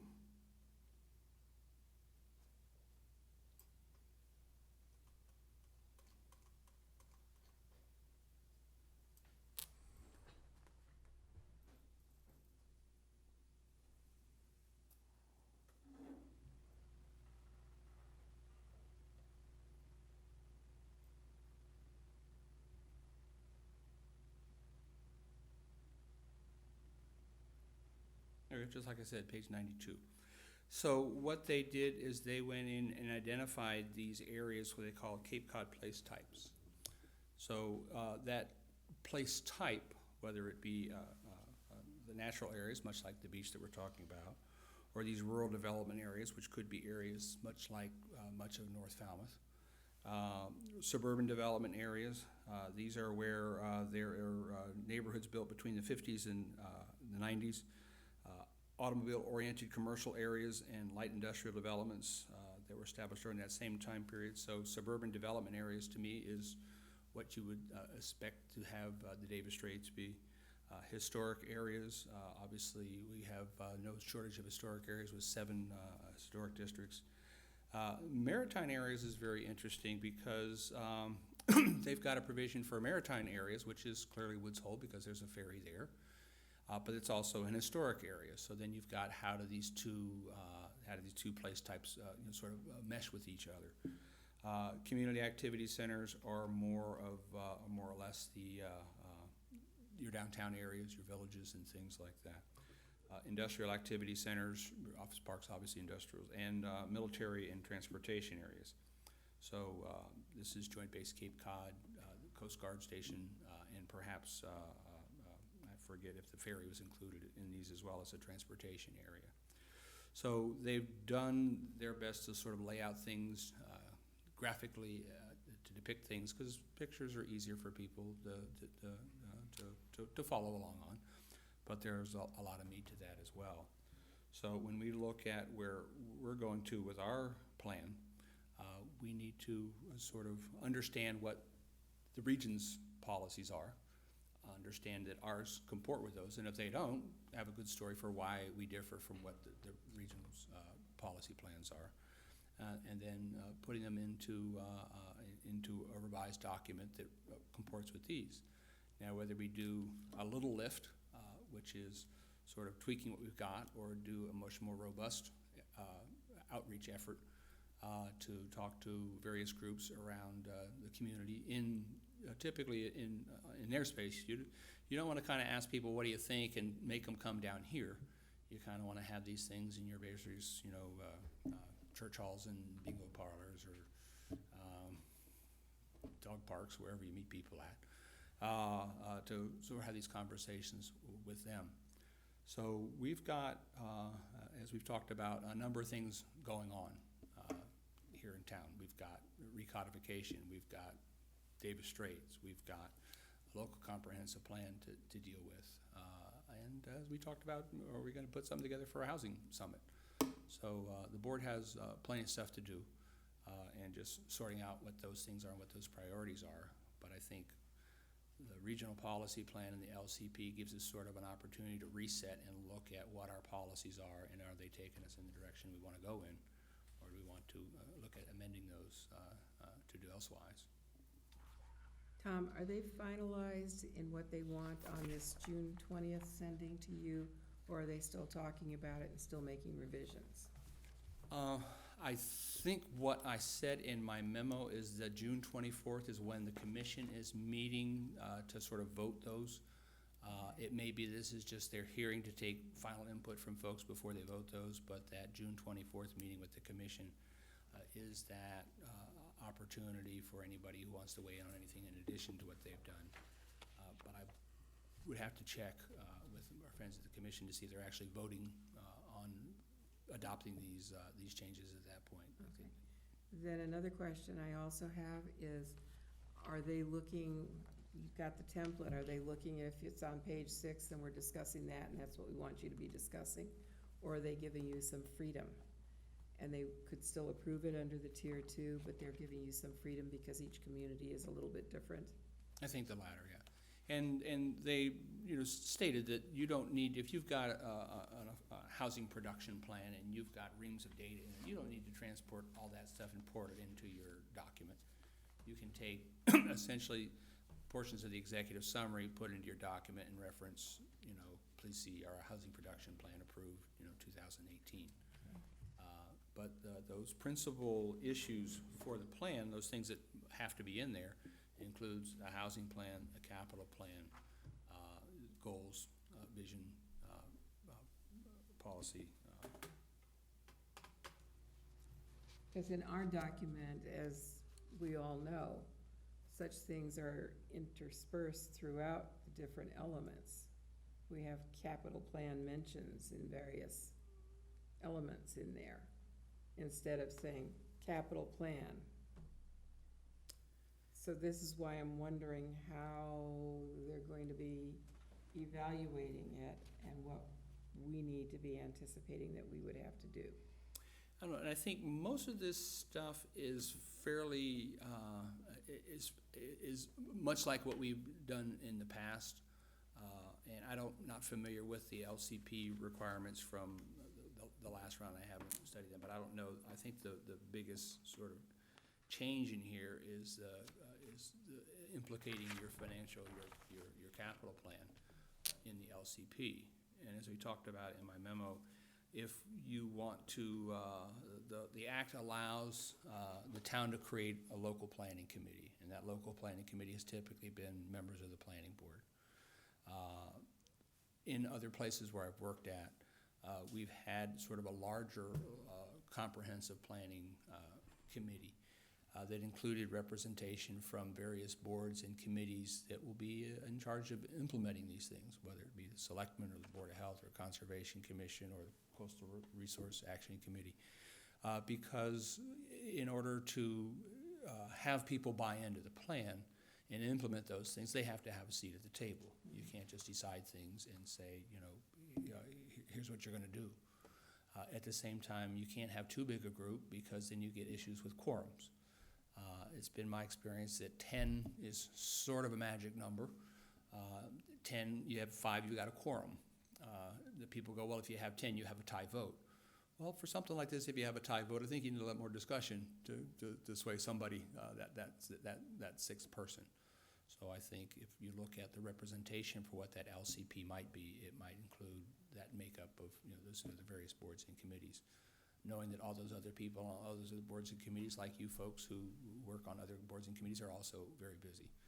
So that's from my perspective is the advice that you've got to have that buy-in from those folks, and you should have them at the table from day one as you're looking to modify your LCP. And I know we brought people in as we've modified elements of the current LCP, but I think that looking at what that model is for us moving forward is certainly worthy of sort of a dedicated discussion to get to that point. Anybody else have questions on this? Okay. Thank you, Tom. Oh, Charlie. 2 points. Yeah, you gotta go up there, nobody can hear you out in Right. Falmouth land. 2 points. I'm not sure the date when the commission is actually voting on this, but I know it's coming up soon.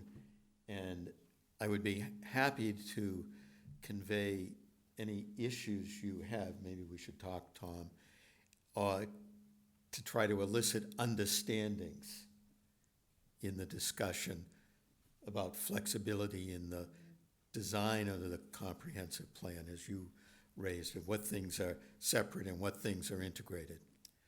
And secondly, having worked, I was on the subcommittee on the regional plan, and I had a particular focus on the resiliency, so I'm familiar with that. And I very much will see as what I described we will be doing.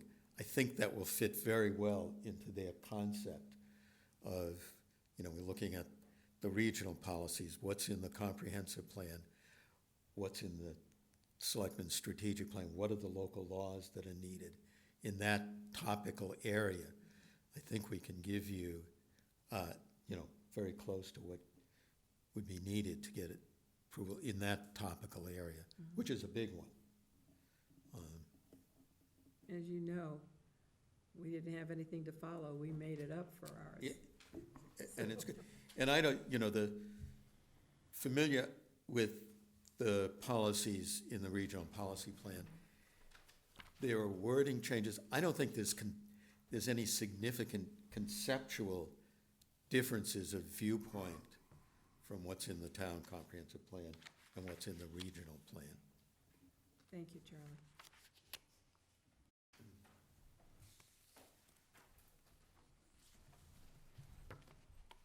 And Tom, are you on stage again for this, or are we just gonna tell people to take it home and look at it? Well, knowing that the chairman is very good at pacing herself, I don't want to keep her at the dais for too long. But what we have is the planning board's information and procedures. So this is a document from 2003 that when Pat was just the vice chair, we were chatting about as something that some of the board members may or may not have seen. And so this is a document that we put together in 2003. And I understand some folks have seen it, but many may have not. And in any case, I'm sure everybody who's seen it has forgotten. You may remember Ralph Herbst put this together. A few of us who were around at that point on it, but. I have a copy at home. I do too, that's. So I think at this point, as we talk about moving forward with the board and your new staff, and we go back and look at how we've done things historically and figure out, is that working for us? I think this is an excellent opportunity to look at the board's information and procedures. There's a lot of good stuff in here. It looks like there was an attempt to update it in 2011 in some of the notes I've seen, but I didn't see anything, basically on Brian's files. Okay. From modifications of that. But I think when we look at those policies and procedures, there's probably some things that we need to look at expanding on or defining more clearly. I use in the example the board's use of 53G consultants. And I've talked about this a couple of times, and what 53G is rather than our engineering division review everyone's plans as they come in, the applicant would provide funding for us to hire a consulting engineer to review their plans. And so that would take the ball out of Falmouth Engineering Division's hands to do these sort of regular reviews of drainage and all the goodies that come with it, and free them up to do some other projects that they've got demands on for the town. So 53G is the law. It makes a lot of sense. A lot of towns use it. We've got an RFP that we put together right now to solicit consulting engineers to see about putting a list together. But this would essentially allow sort of to develop a policy as to at what point would you use a 53G consultant? Would you use a 53G, because it's going to be out of pocket for the developer. Would you use a 53G consultant for an affordable housing development, if Habitat or Falmouth Housing Trust came in with something? Would we want to have them incur less expense? And this expense is, a few grand for development review, but would we want to say, well, for those particular ones, we won't, we'll do those in-house and save you some money out of pocket that you can put onto, additional development costs and things like that. So, we've got to look sort of what, those things we talk about that we think, oh, we have a rule about that? Well, do we have a rule about that? Or should we? Or how do we address those sort of things? So, How do you envision that this updating will occur? well, I would think that in-house, we would take a look at what we've got and just sort of do some, Staff would take Yes. a look at it, okay. Corey, Michaela, myself, and look at what we've already got sort of in the can and what needs to be updated and things like that. And look at some of our practices from other towns. I've been to other places, Michaela's been other places as well.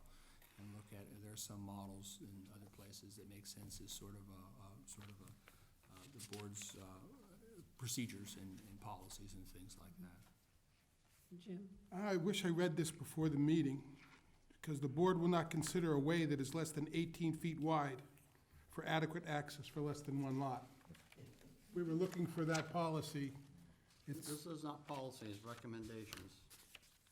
This is planning board's policies and procedures. Recommended. Voted November 2003. To approve this document. Yeah. But these are recommendations, these are not documents, these are not procedures, they're recommendations. Someone asked where it came from. I just pointed out it was in our packet. What page you on? Page 2 of the planning board informations and procedures.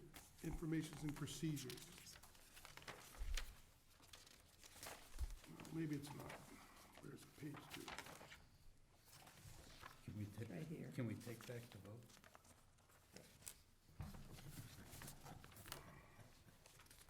I didn't vote for it. I know, you abstained. That is a real hard one.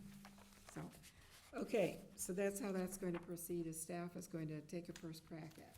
Yes, and anything that, 18 to 12.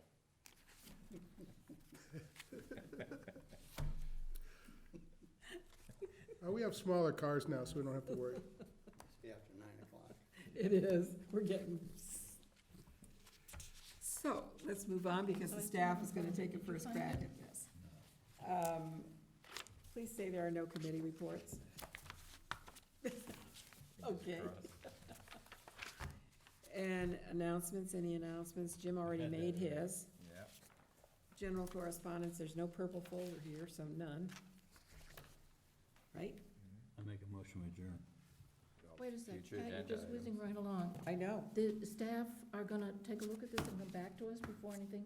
Oh, yeah. Right, okay. Well, I would love it if you took this document and marked it up to the hilt and sent it back to us. Submitted it to the staff, resubmitted it to the staff. Direction is good They're for looking us. at it, yeah.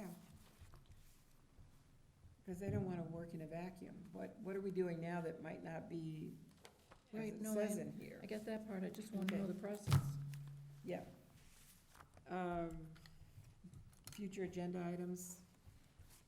Well, it wasn't on the agenda, but I was gonna say we should have it. Yeah, I think we should have, an update on Davis Straits. We're falling behind on that plan. We had benchmarks and we're not hitting it. I think, Yeah, I know. our goal was to speak about it, have it on the agenda every night and keep it going, and it's not on tonight's agenda, and we're falling behind. And we were going to have multifamily housing, but both.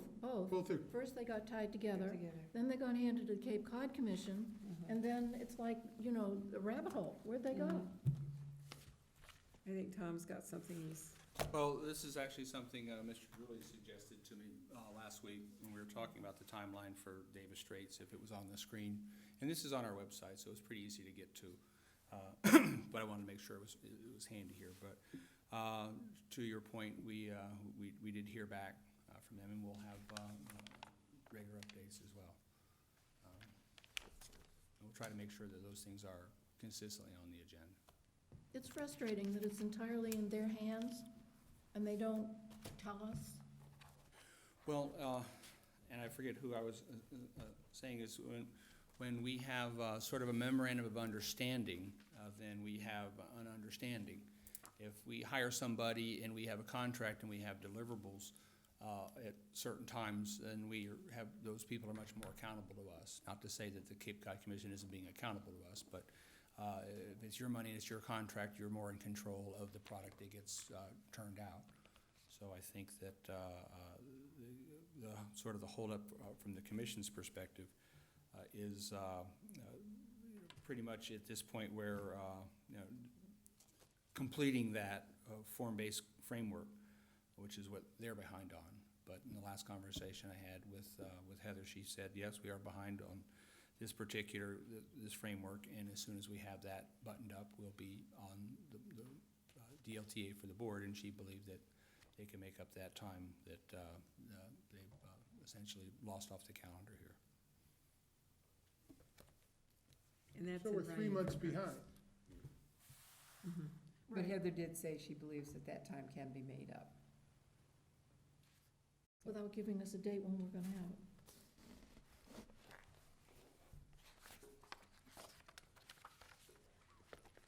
So, I'll certainly launch another flare and ask what our current anticipated schedule is for buttoning up the commission's work on form-based code. You could tell her the water's rising.